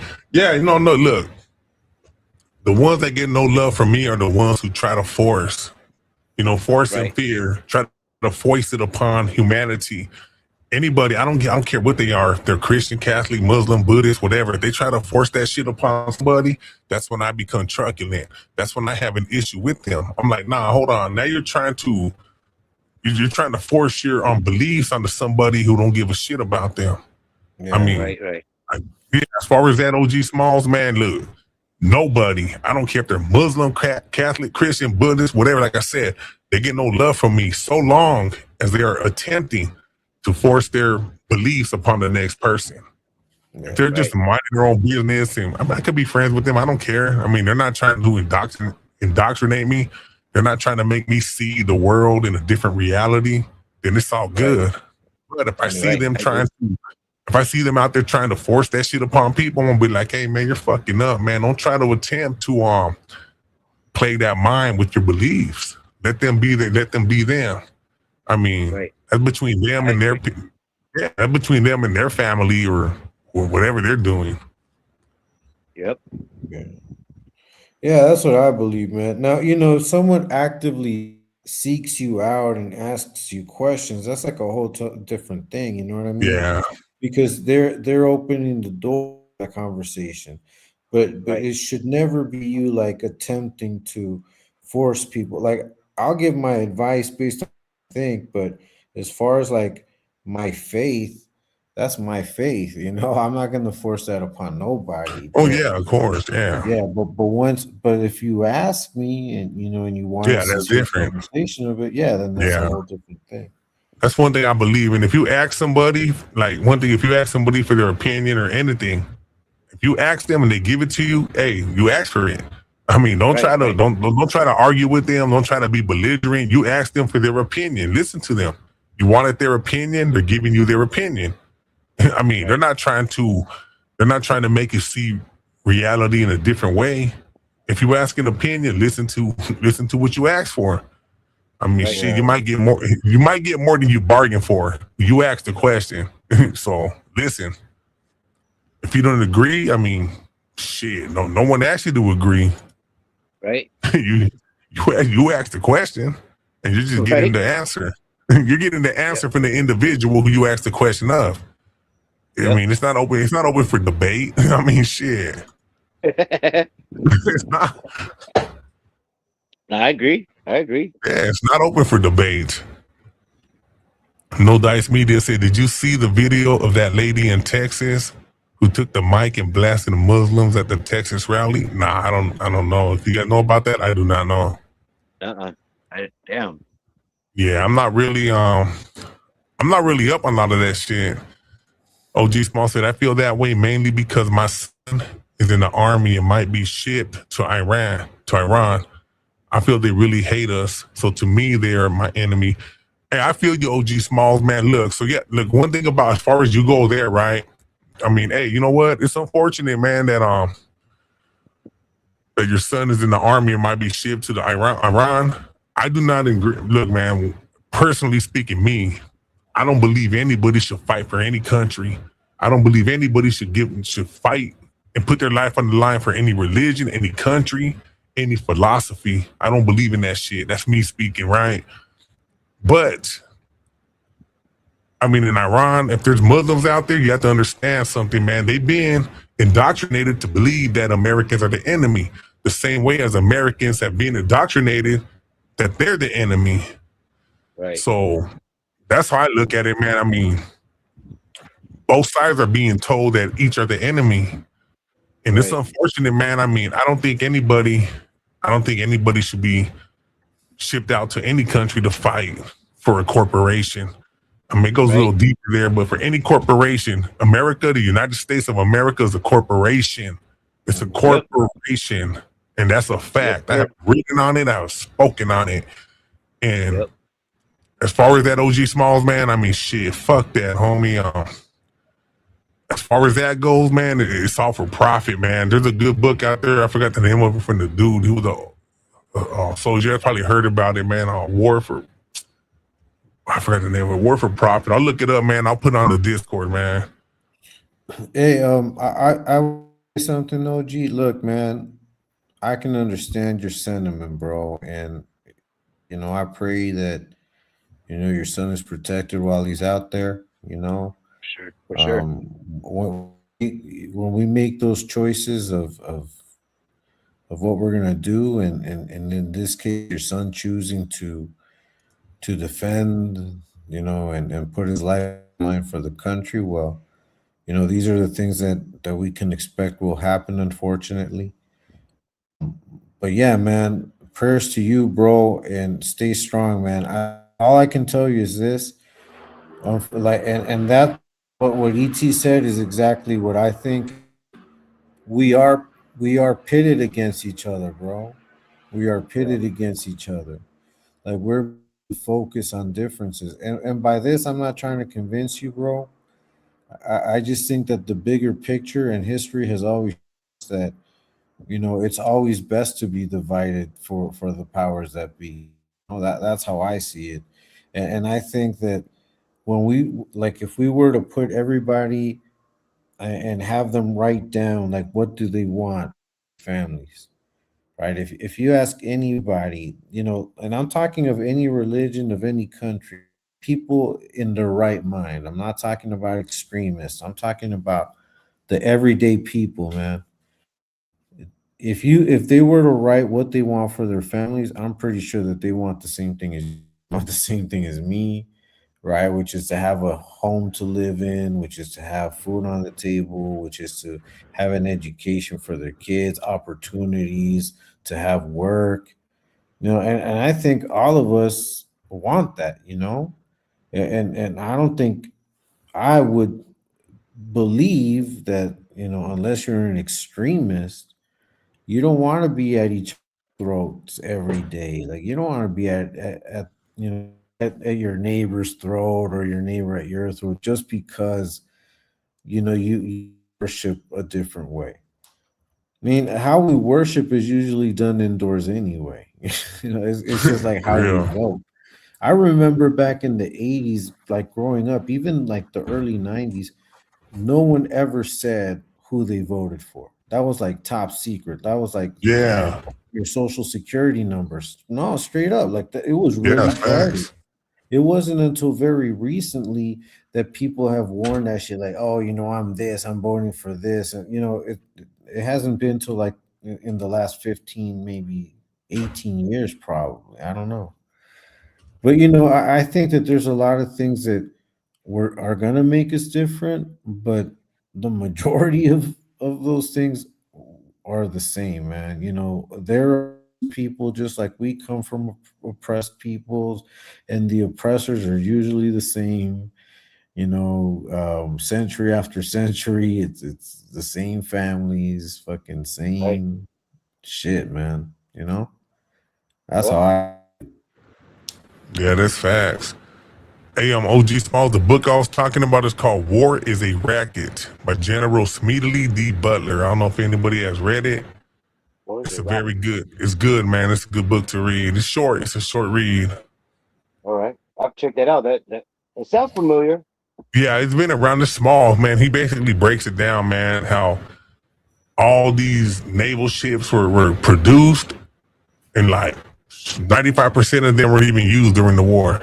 And he just showed war's a racket, man. He showed a bunch of shit, man. It's a trip. Tripping Hell out yeah. on Mag.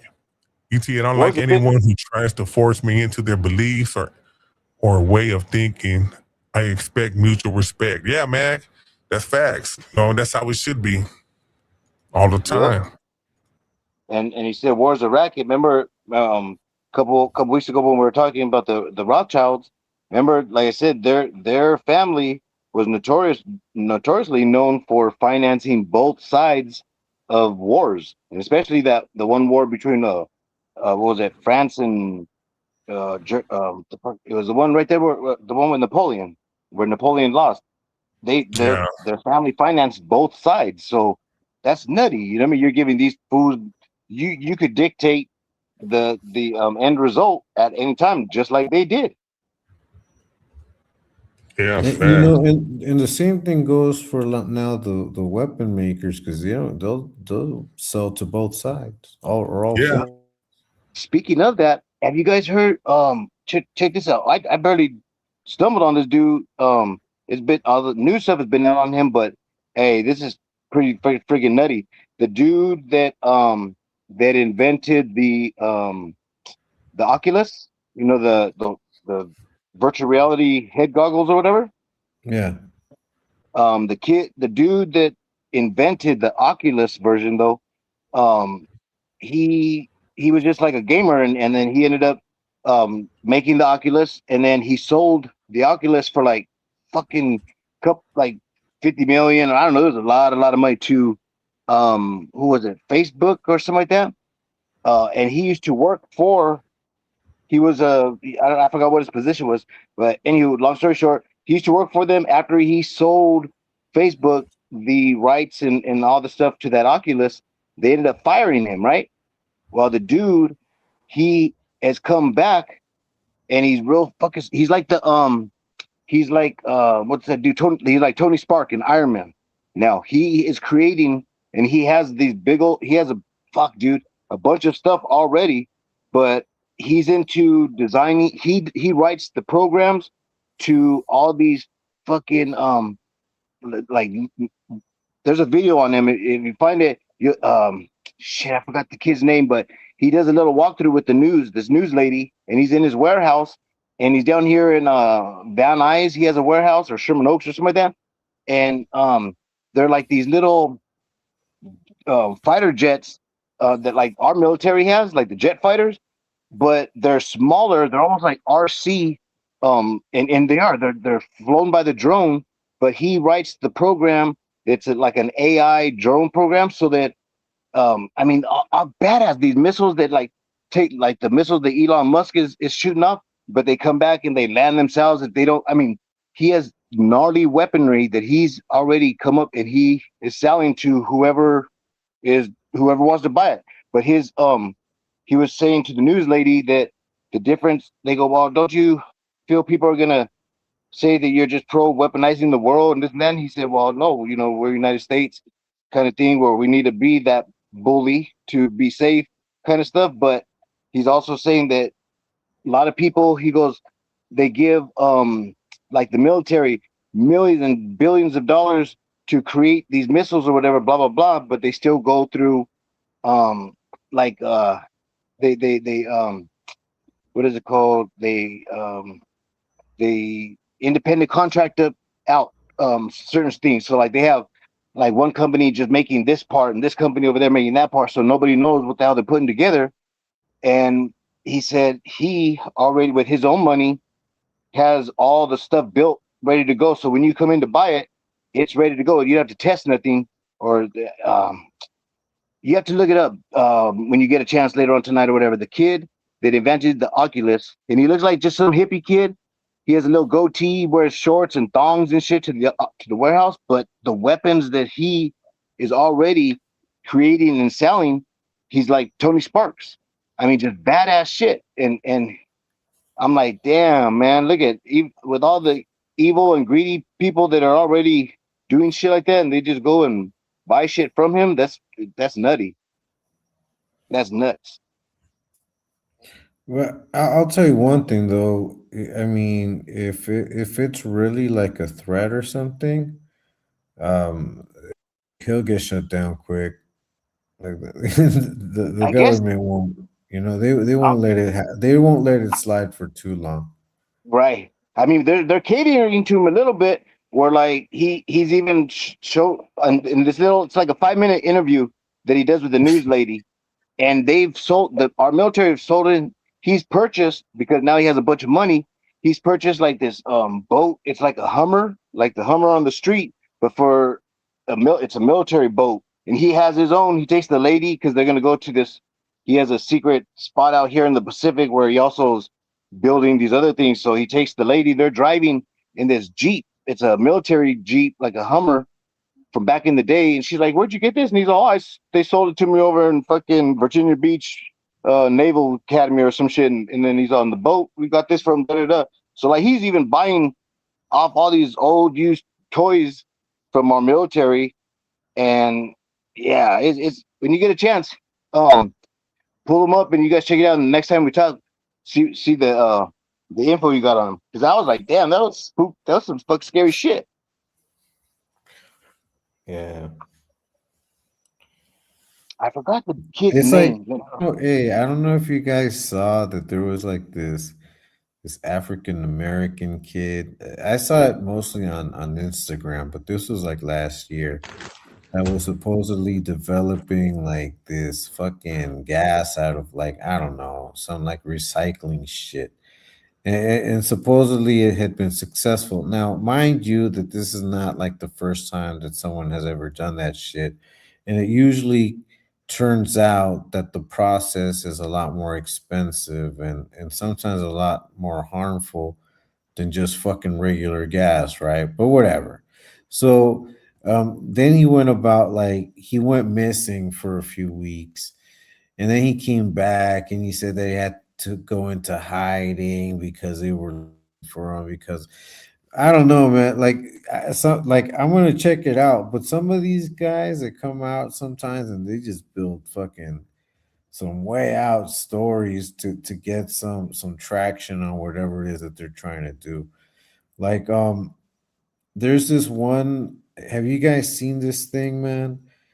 Of this one guy that saw like weird activity on top of a mountain, and then he tried to go up there and he was filming like this whole experience, and supposedly now like he's missing, but he had like filmed like fucking Sasquatches and shit like on this mountain Oh yeah. from far Yeah, away.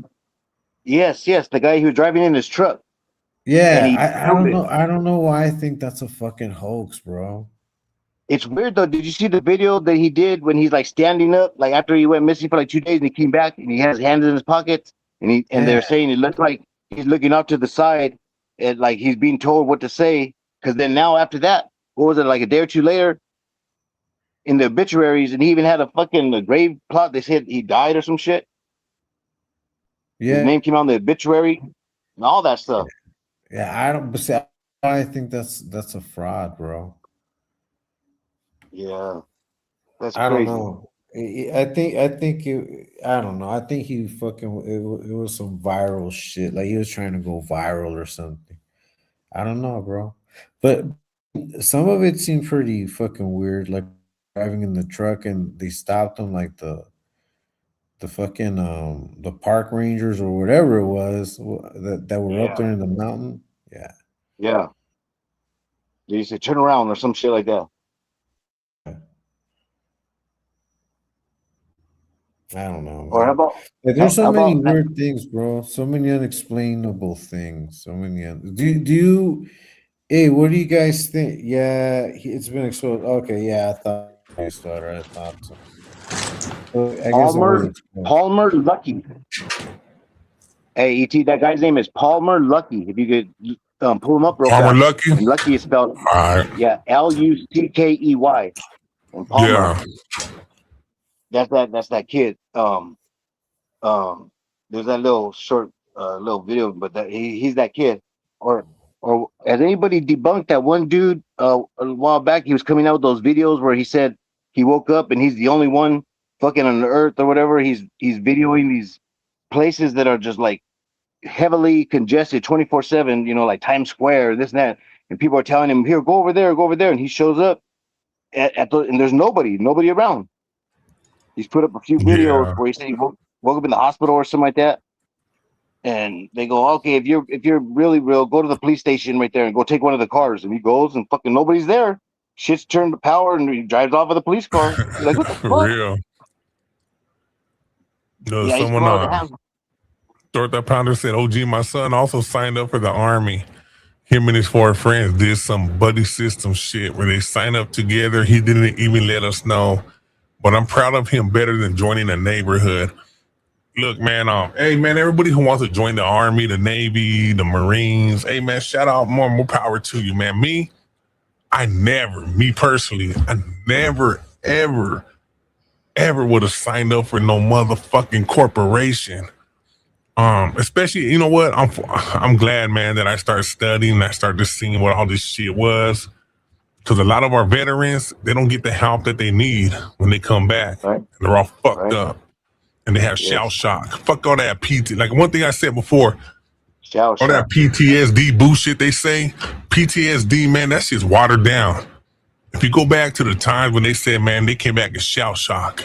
It's shell shock. That's what it is. Think of the word shell shock. You're like, oh man, they came back fucked up. If they would have kept the term shell shock, maybe they might have got the treatment that they needed. PTSD. They changed that word 4 times, I think. Yeah, look, man. Yeah, George Carlin had a skit on that shit, right? George Carlin was a hard ass, dark, humorous. Hell yeah. He said something on that too, right? But as far as that though, there was other terms they had, right? But PTSD, I got PTSD. Shut the fuck up, man, motherfucker. I got shell shock. What do you mean, man? I'm shocked, motherfucker, for the shit I had to do for you fools. I had to done fucking heads and all this shit, man. I came back like, whoa. Like, whoa. You know what I'm saying? Right. Shit, all this, I got PTSD, motherfucker. I got shell shock. Like, why you shocked? Shit, man, the shit that I had to do and witness for you motherfuckers, I'm shocked. Right. I'm not shocked where I'm fucked up. I'm just shocked at you fools, man, for ignoring what I had to do for your punk ass corporation. Yeah. So, like a few years ago, like probably like a good 15 years ago, bro. There was a war that started like around 15 years ago. I don't know which one it was, but it was one of those. I don't know if it was, man, which one was it? Was it Iraq? Saudi Arabia war? Desert Storm? Yeah, probably Saudi Arabia. So yeah, I think that's what it was. So like a year or two before that, there were these kids, man, that they were visiting. They were down here like tourists, and their parents were from down here, but they were born in the States. But they were a friend, friend of the families. The thing is that I was talking to the guy. He was like, I don't know, like 17, and he's like, yeah, man. When I go, he's like, I'm thinking about joining the Marines. And I'm like, really? I'm like, man, you should really think about that because, there's a war every so many years. And I'm like, we're pretty much due. If you sign up for the Marines now, you're probably going to be going to war pretty soon, man. And he's like, nah, that's not true. Because he's like, my cousin, whatever, he's already been in the Marines for like 6-7 years. And he's been just chilling. I'm like, I know, but like 7 years, that's cool. But you're about to get into some shit, man. And sure enough, he went back to the States, like, the my friend was like, "Yeah, he signed up. He's already in boot camp." And he showed me the pictures. And all right. And sure enough, the war hit. He was one of the first ones to go. Right. So I mean, it's so once again, like I respect it, you know, and to each his own. I just think that we need to be aware, man, that there is no love back. You know, there is no love back from the state to these people that put their lives on the line. Like they don't get treated like the heroes that make them out to be. You know, when they Right. need them, like when they need them, they're heroes. But when they come back, it's like they don't even want to give you medicine and shit. You know. Right. And then you go when you're 18, huh? And you come back and you can't even buy yourself a beer or a pack of cigarettes or some shit. You know what I mean? You're still like 20 years old. You can't, but you can fire a gun and stuff. It's crazy. You can't sign Yeah. a loan for a car and anything to but we can give you a rifle, and like you said, yeah, it's nuts. That PTSD, like you said, straight shell shock Yeah. Hey, until I you found it right here, Mike. Because I got the book right here. It's called "When Will Jesus Bring the Pork Chops" by George Carlin, right? And he said World War I, originally called shell shock, an honest, direct term, right? He said World War II softened to battle fatigue. Oh, you got battle fatigue. That's right. Present Right, day right. sanitized into the clinical multi-syllabic post-traumatic stress disorder, PTSD.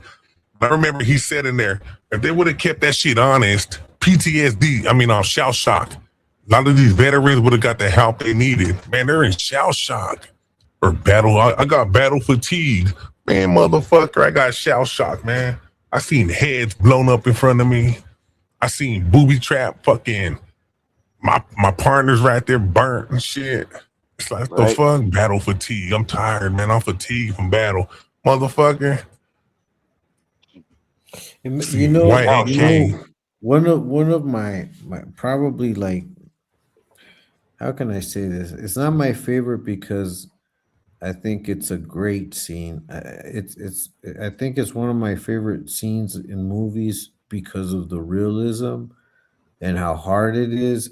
Is like the first fucking opening sequence of war in Saving Private Ryan when they're landing on Normandy Beach.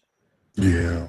Man, I mean, look, so the carnage, whatever, and I just think people don't realize like what it is to be out there on them battlefields, man. That's why when fucking dumbass Joker try to compare being a fucking soldado in prison to being a soldier out there on the battlefield, like what are you talking about, man? I mean, Yeah. there's landmines, there's fucking chemical warfare, there's so much, man. You get caught, just there's so much is that people have to endure in the name of nationalist pride, that in the end we don't even know if they're gonna get the righteous rewards for their service. You know what I mean? It's Yeah, that's crazy. for real, man. Oh, I'm flipping through this shit over here. Yeah. Fuck, that's Yeah, that's crazy. for real, man. They try to equate that shit. Oh, yeah. That's why I trip out like when people be in prison. Yeah, man, I got PTSD. Shut the fuck up, man. You ain't seen shit. You seen a couple stabbings and shit. What? That's everyday life. Right. But then on the other hand, you got people witnessing bodies, exploding. Fucking people seeing their friends that they grew up with, bodies in half and shit, guts hanging out. And you got these fools talking about, oh yeah, man, it's real, man. Shut the fuck up, man. And that shit ain't shit. Compared to people out there on the battlefield, man, with bombs dropping on them and shit. Yeah. It was I was like trying to fight.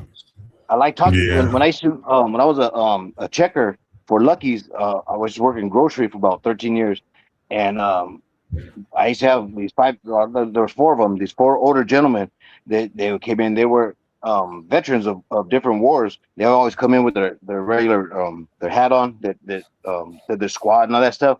But every time I do, they'd have their grandson come in with them. They do their like monthly groceries and stuff. So I had a few minutes to chat it up with them, and I was always just bullshit with them, like, hey, well, hey, is that your hat? You know what I mean? And they tell you a story, some stuff, and I'm like, fuck yeah, that's some good, um, some good storytelling. You know what I mean? Coming from the motherfuckers that were there, and the technology that we have nowadays for our soldiers versus back, like when you say like Normandy, and all that stuff, Battle of the Bulge.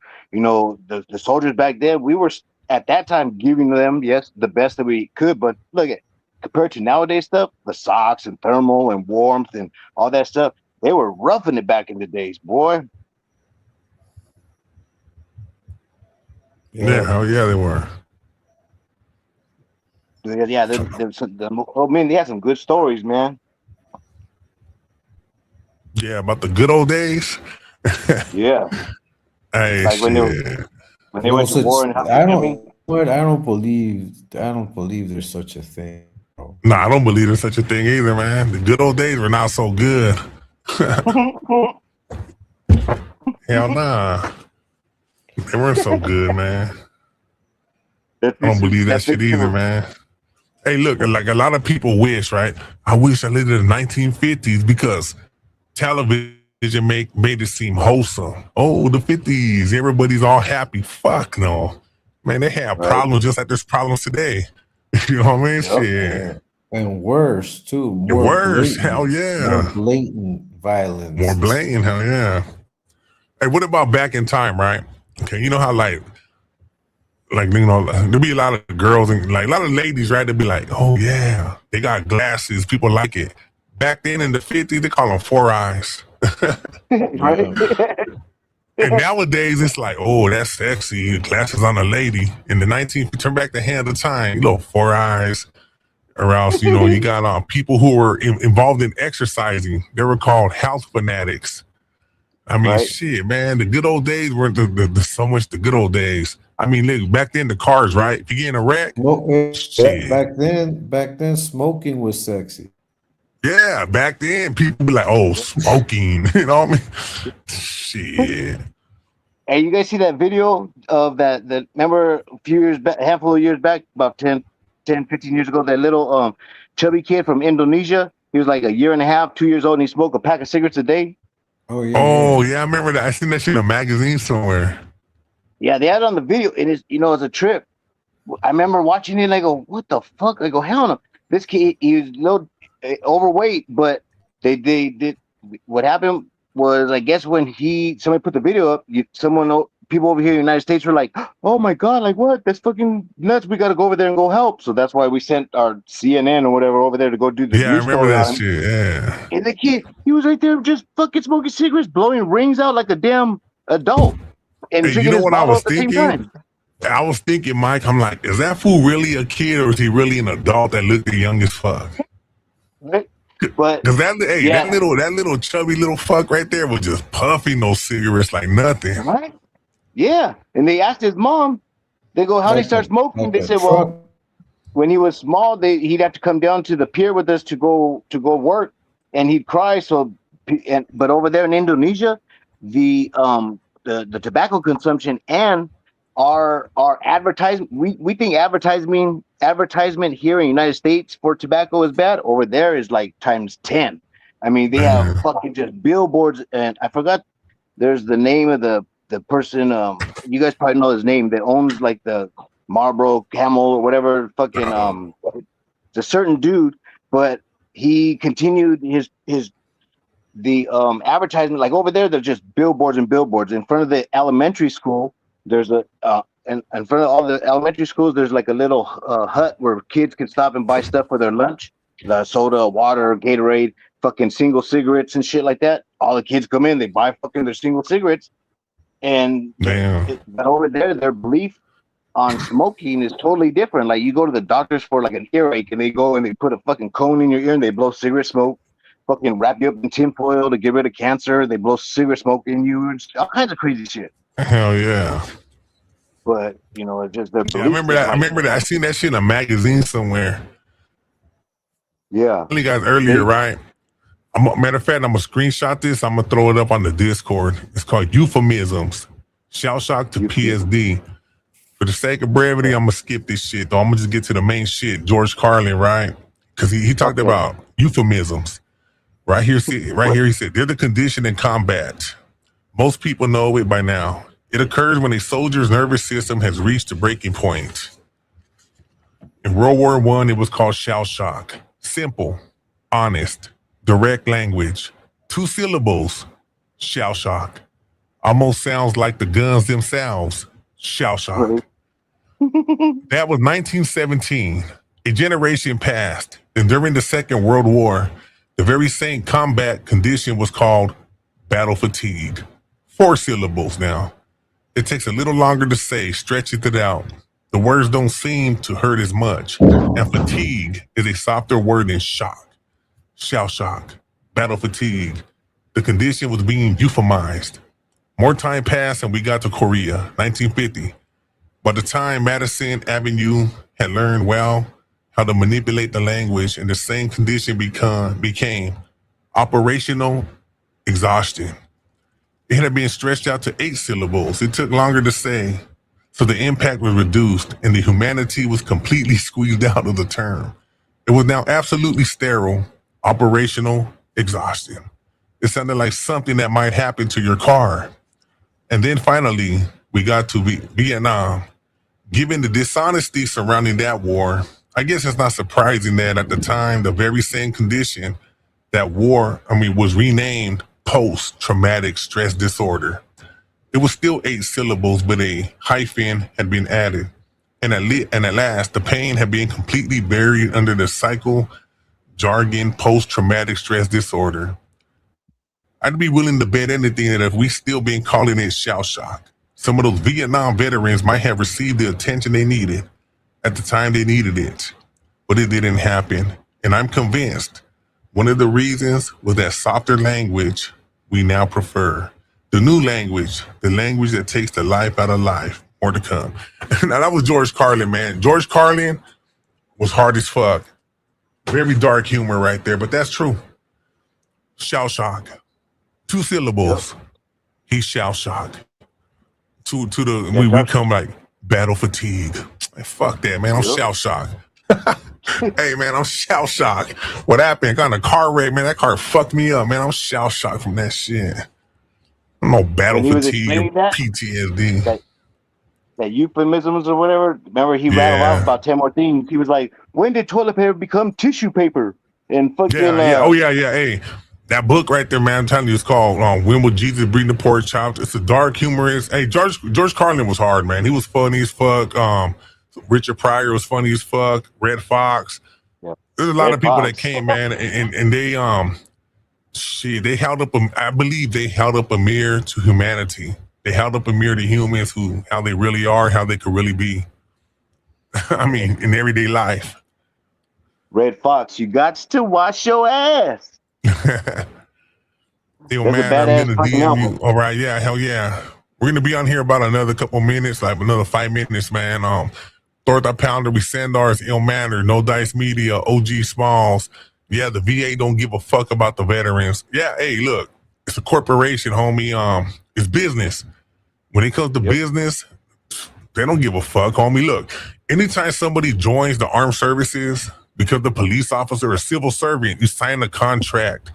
After that, everything is based on contract law. We operate, commerce is contract law. And I'm going to stress that anytime you sign a contract with the government, the court, you're entering a contract in commerce under contract law. You sign a plea agreement, you plead guilty, that's contract law. People don't understand that shit. If you go and you want to become in the armed forces, you're signing a contract. How many people read the fine print? Not many. Not many. A lot of times, shit, when I go on to certain things and I sign up for an app, it has all this bullshit. I skip that shit, agree. Right. I'm knowing I'm agreeing to this shit, but I'm like, you know what? There's a lot of fine print in there, you know what I mean? So I try to get away with shit. Right. That's like that. Remember, that's like that thing with that Disney thing that I was saying last time. That family, something happened at Disneyland, I think, to the kid or something like that, and the family wanted to sue. And what happened was they go, no, you're disqualified because you guys on your Disney app at home or on your guys' phone, when you signed up for it, when you're signing up at home, you're like, oh, here, we'll do the Disney app so you guys can real fast on the tablet, blah, blah, blah, blah. But that fine print right there, you were agreeing that you will fucking hold Disney accountable for nothing. So that way it was a separate incident. I remember you. Yeah, you were saying that. Yeah. That's what I'm saying. Look, that's crazy. Yeah, a lot of times when people go to court, right, they'll plead guilty to a plea agreement. All they hear is the good shit, but there's a lot of shit behind it, man. When you deal with courts, when you deal with corporations, when you deal with any type of entity that you have to sign contracts, you're operating under contract law. Everything's contract law. Anything you got to put your name to. If you look at the UCC, the Uniform Commercial Code, that's all contract law. The courts and everything, man. The courts will lie to you, say, you know, this is the penal code, motherfucker. That's contract law. Anything that has to do with my signature or me affirming that's who I am, that's contract law. You're entering the contract with the state. A marriage is a contract. Everything is a contract. Social Security. But here's the thing: when you enter the matrix, you can either play the game, which you're going to have to play the game. If you don't play the game, what? You're going to be out there, man, on Skid Row. Straight up, you're going to be out there. You're going to be a pauper out there. You're going to either try to strive and be the best you can be. If you play the game, you want to become a secure party creditor. Becoming a secure party creditor, you level the playing field.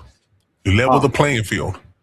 So there's a lot of shit behind it, man. It's very, very, very dangerous. It's ugly. And the people behind the corporations, they'll take advantage of you. They'll pimp you out. They'll do whatever they can to just use you and abuse you. It's all about money. It's all about revenue, what they can get from you, what they can make off of you. And then they're gonna pimp you out. They're gonna throw you back out into to nowhere. So you gotta level the playing field.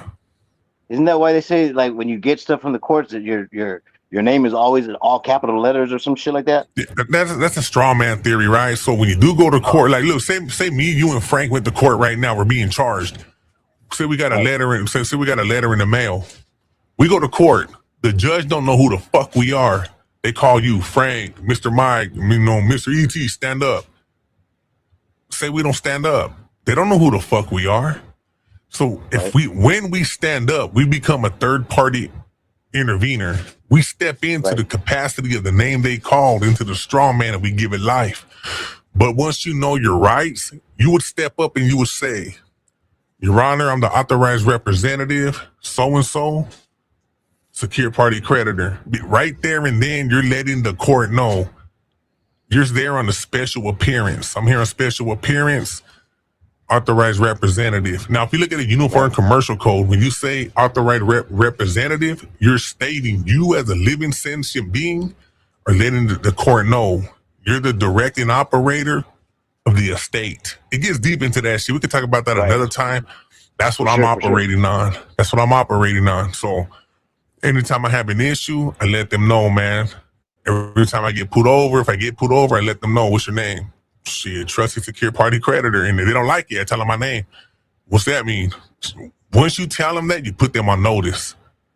But if you tell them that and you're not really registered, then you're fucking, it's not going to mean nothing. But if you're really registered, you know what you're going to say, homie. Like, hey, there's a lot of people who tell them that shit, but they don't have the proper shit registered as far as contract law. You're making a contract with the state as you being the director, the operating director of your estate. Now, a lot of people don't do that, so I dealt with it already, and I've seen the results and shit, but every case is unique. Every case will have their advantages and disadvantages. So, like I tell people, man, if you get into that right there, as far as operating as a secure party creditor, proceed with caution, study it, learn the UCC. I mean, don't take me for what I say. Don't read a book and think you know it all. I mean, come on, it's Right, common right. sense, you know? I could just tell people what I experienced, what I've been through, but hey, every You gotta be case is going to be unique. right.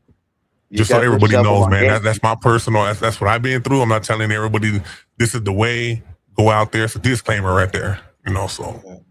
Yeah, it's just we're just expressing, you know, what our opinions. Nothing is an order. It's all about Right, just having right. a conversation. Yeah. Hey Sharing some man, information. hey, it's been a good collective, bro. Hey, nice talking to you, Mike. Nice seeing you, man. Shout out to you, your wife. You know, Likewise, stay because blessed, bro. ET, man, thanks for having me on, bro. I'm gonna jump off. I know we only got a few minutes anyway, so shout out to the chat, everyone that was listening in, and hey, we're gonna continue doing it, bro. Have a good Oh, night. yeah. I appreciate you, homie. right on, Frank. You have a good night, man. Right, Frank. Have a good night, homie. Be safe. Yeah, maybe next time, like you're saying, ET, we put that for another talk, and we'll add in Yeah. some Oh, of yeah. that You know what? that We talked maritime law. about. Yeah, we talked about it before. Maritime law, admiralty law. You know, hey, I mean, we can have like a fucking 10-part series on that. You know, and there's a lot That'd of be stuff tight. we can show. There's a lot of stuff we can show. You know, you got a lot of people out there like that bitch ass fool Marv 16, man, who he has stolen a lot of this shit and tried to pass it off as if he discovered it himself. So besides that punk ass fool, right? I mean, I don't know if you heard, if anybody has ever heard of Gene Keating. Gene Keating has talked about the prison bonds. He talked about a lot of that shit, honor and dishonor within the court. You got Jordan Maxwell has touched upon it, admiralty, maritime law. David There you go. I Icke think has, that's yeah, I Jordan think that's the guy that I've Maxwell. seen. Yeah, Yeah, he's David an Icke older, has touched like upon. Yeah, he's an older dude. he's He an talked older about chubby a guy. I lot of think. shit. Yeah. Or let me show Yeah, you real quick, everybody. Gene Keating. there was. Yeah, I When I think there was first learned one video about I Gene watched. He Keating, broke it down. yeah, when I first learned about Gene Keating, I was incarcerated at the time, right? And I had a homie right there, and he was like, "Hey, man, you ever heard of this shit?" And me, I mean, I'm not quick to be like, that's bullshit. I'm like, what is it, homie? So look, so everybody knows, man, I try to study the law a lot, and I always knew something was wrong within the system. We're gonna have an episode on this. I always knew something was wrong, right? When I learned about the secure party creditor, the prison bid bonds, you have the payment bond, you have the bid bond, the prison. Okay, you have the bid bond, the payment bond, the performance bond, and then go the bid bond, performance bond, the bid bond, performance, and the payment bond. Right. So when you go to prison, everything's bonded. Everything is bonded. When I started learning this shit, I started writing all these organizations on big organizations. I had my cell hit. Man. Me and my boy, homie, they hit our cell. And when they took when the squad took all of our shit, they were like, "Hey, we're gonna take all this shit because it looks like you guys are doing some kind of like fraud." They brought our shit back, homie. I was on them food like, fuck, you know, I'm talking shit. They brought our shit back. So when I was busted, You were learning. yeah, well, when I was busted, I became a secure party creditor, homie. I filed all my shit, did everything appropriately. I did everything.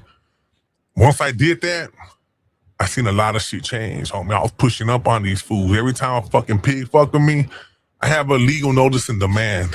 I could serve it to any motherfucking entity, civil servant in this motherfucking country. You try to cross me, I have a public serving questionnaire. If you try to question me, I can serve them to these fools. I have my own, hey, look, homie, I have my own personal ID with my QR code that goes to the Secretary of State. Signed, thumbprint on it, homie. And I carry that shit at me on all times. And I've done ran into these fools. I never even heard of that. Nah, they say you got your ID. There's a place, right? It's called Sovereign Filing Solutions. I heard about them a while back. I clicked up with them. And once you become a secure party creditor, you can order your personalized ID cards, homie. They hook it up for you. And the QR code, if a cop scans it or scans your fucking ID, it goes directly to the Secretary of State. All your information comes up. All your filings will come. Your UCC, legal notice and demand, your common law copyright, everything will come up. Because you know you can put a common law copyright on your name. There's a lot of shit I could push on me. A lot of shit I could push. But when it comes down to it, it's really about pushing it on civil servants. So when the civil servant takes office, they take an oath, right? Let me ask you, Mike, have you ever accepted the oath that they have sworn to you? Have I accepted the oath that Yeah. All these which civil one? servants, they take an oath to protect the people, right? Oh, right. Have you accepted that shit? No, you know what? Be honest, right now, Okay, like I them not I'm, giving any thought to it to I'm gonna accept tell it you or not now. accept. If you never, the only way you can accept it is you have to write up a petition. You have to file that shit, and you have to tell them all that you accept their oath of office. You have to register that shit. Wow. Now, all these people who don't register and accept that oath of office, they don't have to serve you, man. You don't got no rights. Once you accept that shit, you got your legal notice and demand. You let them know I accepted your oath of office, fool. Here it is. Right. Bah. Huh. Contract law, homie. See that Everything's all that stuff contract. messed up. See, they They don't made a teach none contract. of that stuff in school. They made a contract. They made a contract to protect, the people, whatever, and they swore an oath. What you need to do, you need to get the proper paperwork. You need to accept that shit. And once you accept it, now you have status and standing. Now the playing field is level. The playing field is level. So everybody who's listening, do what you need to do. Look into it. Accept the oath of office of everybody in your state, everybody in the United States, because they're here to supposedly serve the people. But if you don't do that, you're looked upon as an enemy, a belligerent, a combatant, an enemy combatant. That's how you're looked upon. It goes down to the Trading with the Enemy Act and all that shit. It gets deep, man. We're going to have an episode about that, man. So when we do... What were you saying it was called? Look up sovereign... secure party creditor. You said... Sovereign... I'm put up Sovereign Filing Solutions. Put it up. Yeah, Sovereign Filing Solutions. Now, just so everybody knows, man, hey, me, this is a disclaimer, man. This is my thoughts, my beliefs, what I'm saying? Just so, everybody knows that shit. But anyway, so that's crazy. The first step to take in becoming a sovereign citizen is, I'm not a sovereign citizen, I'm a secure party creditor. But if you want to become a sovereign citizen, you better be fully functional to operate and able to live off the grid. You better be self-sufficient, put it like that. And once you're able to be self-sufficient, then you can file for your sovereign citizenship. As far as the becoming a secure party creditor, yeah, if you become a sovereign citizen. I'm not a sovereign citizen, I'm a secure party creditor. The next step will become that, right? Being a secure party creditor, a secure party creditor means you're within the matrix, within the game, but you got the level field. I mean, the playing field is level. You're operating with status and standing, homie. You're letting it be known, I am so-and-so, a living being. Right. But you're going to become the operational director, the operating director. You're going to become the trustee of the estate that the state made on you, which is everything they ever have on you, every contract you ever made. When you were born, birth certificate, Social Security, that wasn't signed by you. That was signed by parents. I mean, your parents, nobody could enter you into a contract with you. That's fraud. But you have to go back and you have to do the proper filings. You have to go back to there's 4 companies you have to write. The Treasury, the International Monetary Fund, the IMF. You got to write the Secretary of the State. There's another one it's in Colorado. It's the Computing Center. There's 4 organizations, man. It's a big process, homie. You're going to get pushback, put it like that. I was incarcerated when I did all this shit, homie, and I did it, and fuck them. Right. I mean, we're going to talk about this. Look it up, though, man. I have a few books. They have the Redemption Manual. It's a big book. They have the Redemption Manual. They have, there's 4 series, man. Operating Director. It shows you how to operate your trust. So when you operate your trust, you could create different trust. And there's a lot of so-called authority figures who don't want to hear this kind of shit being put out there. and I'll put it out there, man. Me, I'm letting it be known. I was told long ago, what are you doing? Fuck you mean, what am I doing? All the man, in short, they basically, these motherfuckers said, just keep everything you know to yourself, man. Don't be teaching nobody nothing what you're learning. Hey, fuck them, homie. Nah, hey, I mean, not to go into detail, man, but that was basically a threat. Fuck you.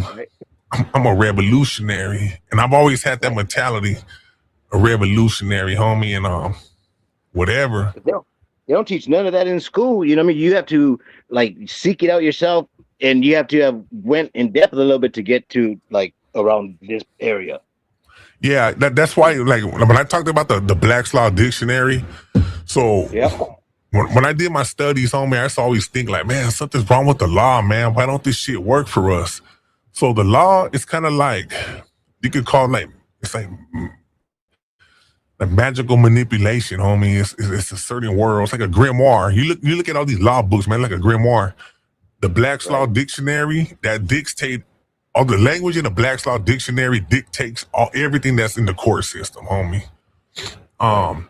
Certain terminology, when you go into the court, you better know what you're saying, because if you go in front of a judge, you know, the people that wear the black robes, and if you talk to them like we're talking right now, just basic, just talking regular, right? They're looking at us as alien. Why do you think when you accept an attorney, when anybody accepts an attorney, you're basically telling the court you're incompetent, and therefore you become incompetent, and your attorney becomes your basically the attorney runs everything.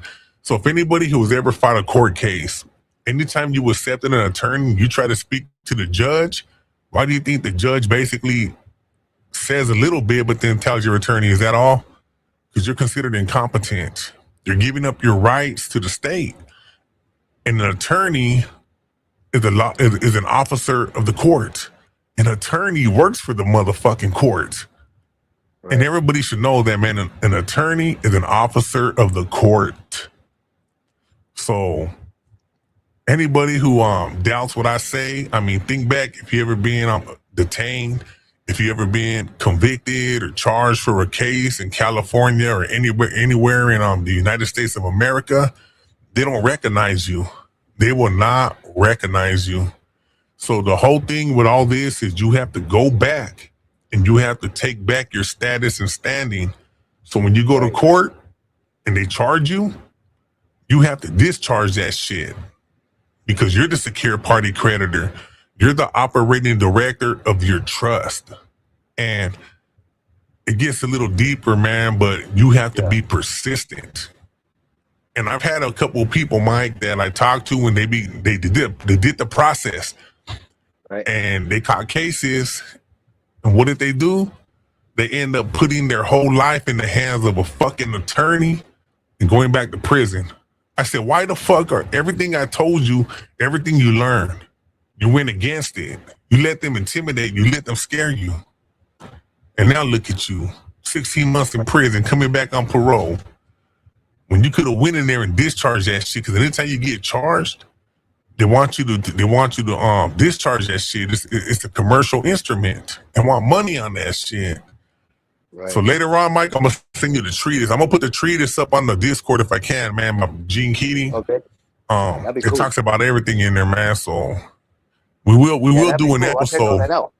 Yeah, we'll do an episode on this pretty soon, man. We've been here with 2 hours. We're gonna end pretty soon. Let's read some of these.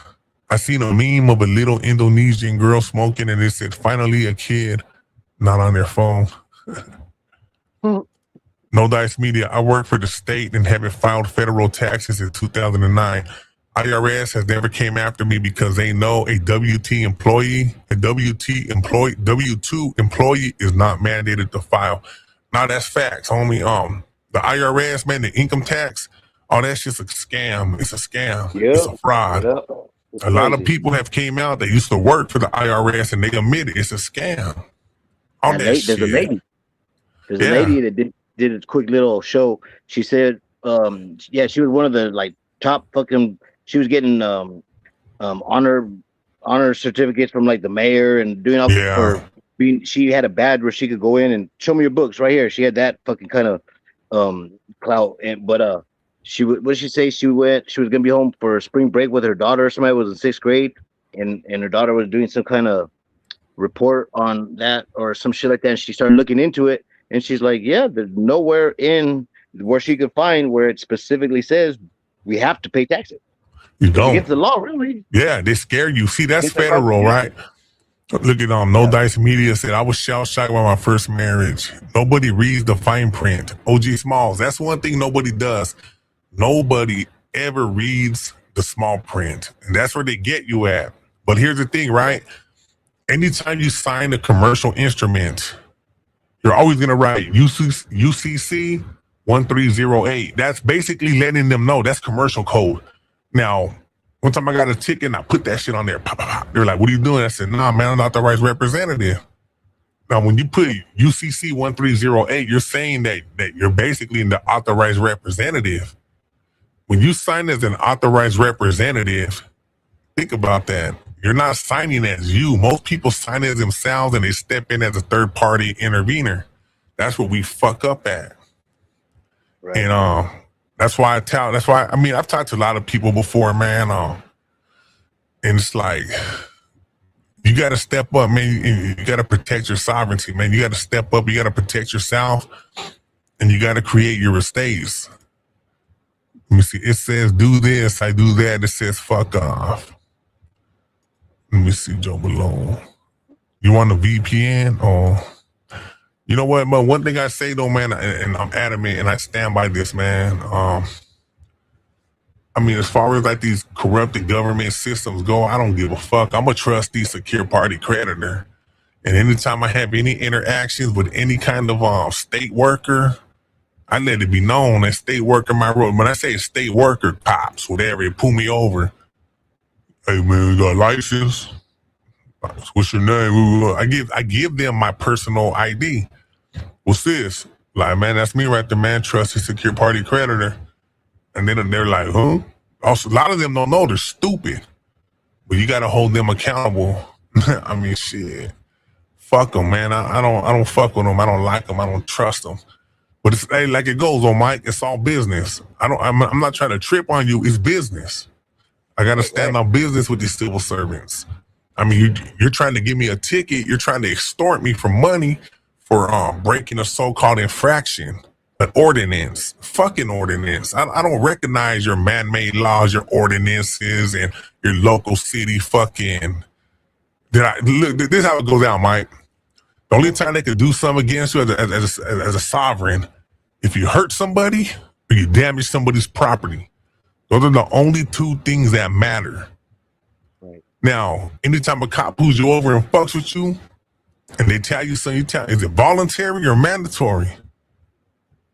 If they tell you it's mandatory, you tell the law. If they tell you it's voluntary, you tell them I don't volunteer. I have pigs tell me before, oh yeah, it's voluntary. I don't volunteer, fool. Oh, well, if you don't do it, now you're telling me if I don't. Now you're threatening me. I don't volunteer. Go find, I don't volunteer. Right. So whenever they tell you it's mandatory, show me the law. Right. If they can't show you the law, that shit ain't mandatory, man, because they can't force you to do something against your will. They can't. They cannot do that. Now, most people get pulled over. What do?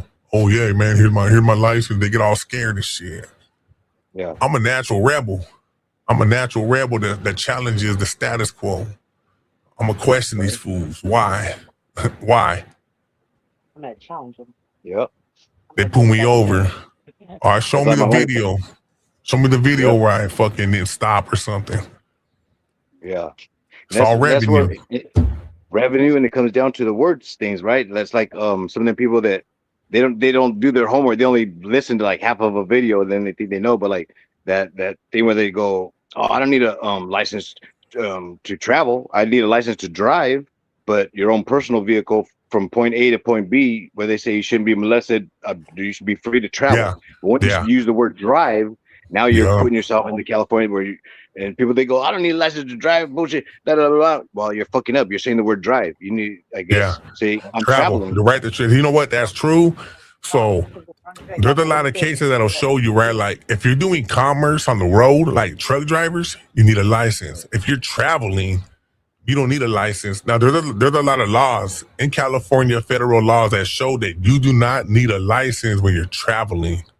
If you're doing business on the road, say you got your car and you're doing like some kind of business, you need a license because it's commerce. Right. I got a lot of shit on that. I have a lot. I have a lot, man. I'll start putting up some shit, man. You know what I mean? Yeah, that's good shit to share. That's good Quote shit to share. unquote, man. For entertainment purposes, man, I'll be posting up stuff, how to become a secure party creditor. And if anybody wants to become a sovereign, hey, be self-sufficient. I'm not a sovereign citizen. I'm a secure party creditor. You know, standing on my own 2 feet, man, playing on a playing field that's level with the state. That's what I'm saying. When it comes to all this shit on this YouTube, man, all these fake ass fools playing all this shit, I don't give a fuck, man. Shut your little kid ass up, fool. You know what I mean? Yeah. It comes down. Protect your rights, man. Establish your sovereignty. I mean, establish your everything, man. Create trust. Everybody create a trust. Create a trust and make your trust your kid's name, your name, whatever it is, man. Like the Mike Murillo trust. Convey everything into that trust, man, and create different trusts for whatever you have. Whatever you want to put in each trust, create different ones. So if they ever come at you, they got to come at the trust straight up. For sure. Hey, that's good info. Fuck yeah. I'll read up on all that stuff you put up. Yeah, I'll send you some stuff too, Mike. So next time we will whatever you want. I got a lot of shit on that stuff, man, that I still study. But yeah, next time we'll have an episode on all this, man. So hopefully everybody can come in. Anybody who knows about it, anybody who has ever did the process to become a secured party creditor, at least come in here, man. Share your experiences with the state, with civil servants, law enforcement, corporations, IRS, Social Security, whatever it is, man. Oh yeah, that's all good info to share. Yeah, I'll get at you. I'll let you know, homie. So anything you want to say, man, before we wrap up over here? This was a good night, man. That's some good info. Especially this last, hour, me, you, and Frank, fucking, you were talking about all this stuff. This is good. This is all stuff I'm definitely interested in. You know what I mean? Yeah, hey, and I love these conversations over here in the collective, man. Man, it was good conversation with Frank and you, homie. We're the 3 of us were on here, man, and these are conversations. I mean, this is shit right here that's different, man. I mean, right here, shit, this is it right here, homie. This is where everybody gets to know each other on a different level, and we can share knowledge. We can share our personal experiences, and shit. We're gonna continue to do this, homie. And yeah, man, shit. Shout out to everybody who came through. For sure.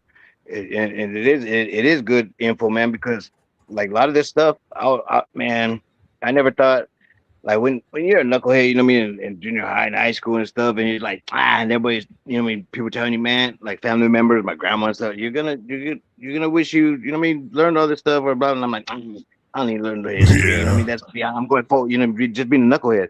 And then helping like my kids with their homework and stuff. I'm all involved in that because I'm retouching on stuff, relearning every time they're like, hey, Dad, can you help? And I'm like, hell yeah. Yeah, I'll read this shit with you real fast. You know what I mean? Whatever it is, math, I'm refreshing, you know what I mean? And different things. I'm like, or I'll tell them straight up, hey, I don't know nothing about that. I remember hearing about this situation, but here, let me read it with you so I can refresh my memory, on stuff. And I'm like, damn, I'm really learning it for the first time right now. Cause I was like, I hadn't have time to read that shit or do this assignment or whatever. I was like, fuck that.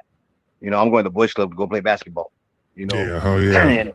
And there's a lot of stuff that I'm like, shit, I wish like they said, I wish I could go back. I would be a straight A student all through just learning. And then so I could, let go of all the bullshit that I don't need, but so now that I'm an adult, I'm up at par learning shit like an adult, not fucking playing catch up and then trying to learn at an adult level after I play catch up, But all this stuff is good info, man. I dig it now, Yeah, hell yeah. Yeah, we're gonna keep shit. Yeah, we're gonna start we'll do some on this one, man. We'll do some on this right here, man. We'll go ahead and start talking about the secure party creditor process. on the Discord. I mean, if you want anything, I'll put it up, man. Sovereign filing solutions. Not only that, man, there's so much shit. But at the same time, everybody, just so everybody knows, you're gonna have a lot of people who try to discredit this process. Hey, Yeah. I know it's not bullshit because I've been applying it and shit. Look, homie, when I got out, I told my PO from the get-go, I was straight perplexed up on that fool. I said, I'm gonna do what the fuck I want. I'm straight, hey, I swear, homie.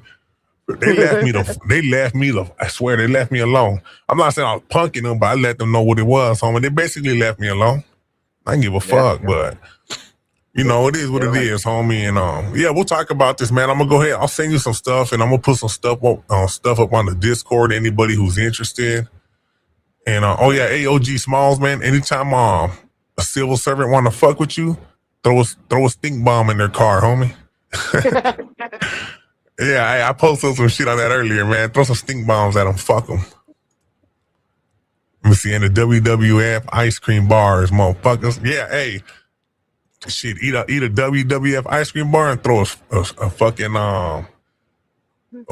stink bomb at them, fuck them. All right, homie. Hey, Mike, man, I appreciate you, man. I appreciate you and Frank, man, coming on tonight. Shit, we had a good one today, man. And I love hearing everybody's different points of view on everything, man. So it was a good one, man. Hell yeah. Yeah, I appreciate it, ET. Man, keep it up, man. Everybody's loving it. Everybody's loving it. We got some good we're gonna do it, homie. The collective, all the channels, everybody that's chipping in and coming together is badass. This was hell yeah. Everybody, man, everybody who's starting their channels, everybody who's doing their thing, man. Shit, hey, homie, shit. Love and respect to everybody, man. We're gonna keep doing this. Like I said, we're gonna expand on this, man. Like the Exposed to, man, the channel, the movement. It's a springboard for everybody to build on, you know. And shit, we're here for each other. We're gonna keep doing this. So love and respect to everybody, man. For sure. Till the next time, hey, you have a good night, ET. All right, you too, Mike. You have a good one, man. See you on the next one, homie, and I'll get at you. All right, for sure, man. All right, to everybody else that came out that's up on the panel. I mean, on the chat. Hell yeah. All right, now be safe, man. You and your lady, homie. Gracias. All right, now.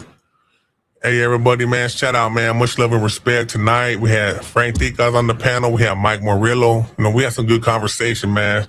Shout out to them. Appreciate them for everything, man. Everything they brought to the table tonight. Everybody in the chat, man. Respect you too, man, for your comments, your questions, and everything, man. OG Smalls, Joe Below, Ill Mannered. Miss Yaya was in here earlier. No Dice Media, Jay Slaughter. I mean, if I missed anybody, you know what it is, man. Ain't nothing but love and respect, man. Joe Below. Let me see. Let's go back up a little. Everybody. So, you know, until next time, everybody, love and respect. Let's get it. Everybody, man, continue to study. Continue to read. Continue to be the best you could be. Strive for the best ever forward. Expand on this movement. And shit, everybody, let's get it, man. That being said, everybody have a good night.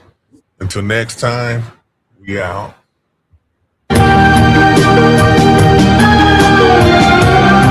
Our time today has come to an end, but the journey isn't over yet. Remember, folks, stay curious, stay informed, stay vigilant, and above all else, take care of yourselves out there. Until we meet again on Exposed Tube Collective AM. Have yourselves a great night, everybody. It was late at night, you held on tight.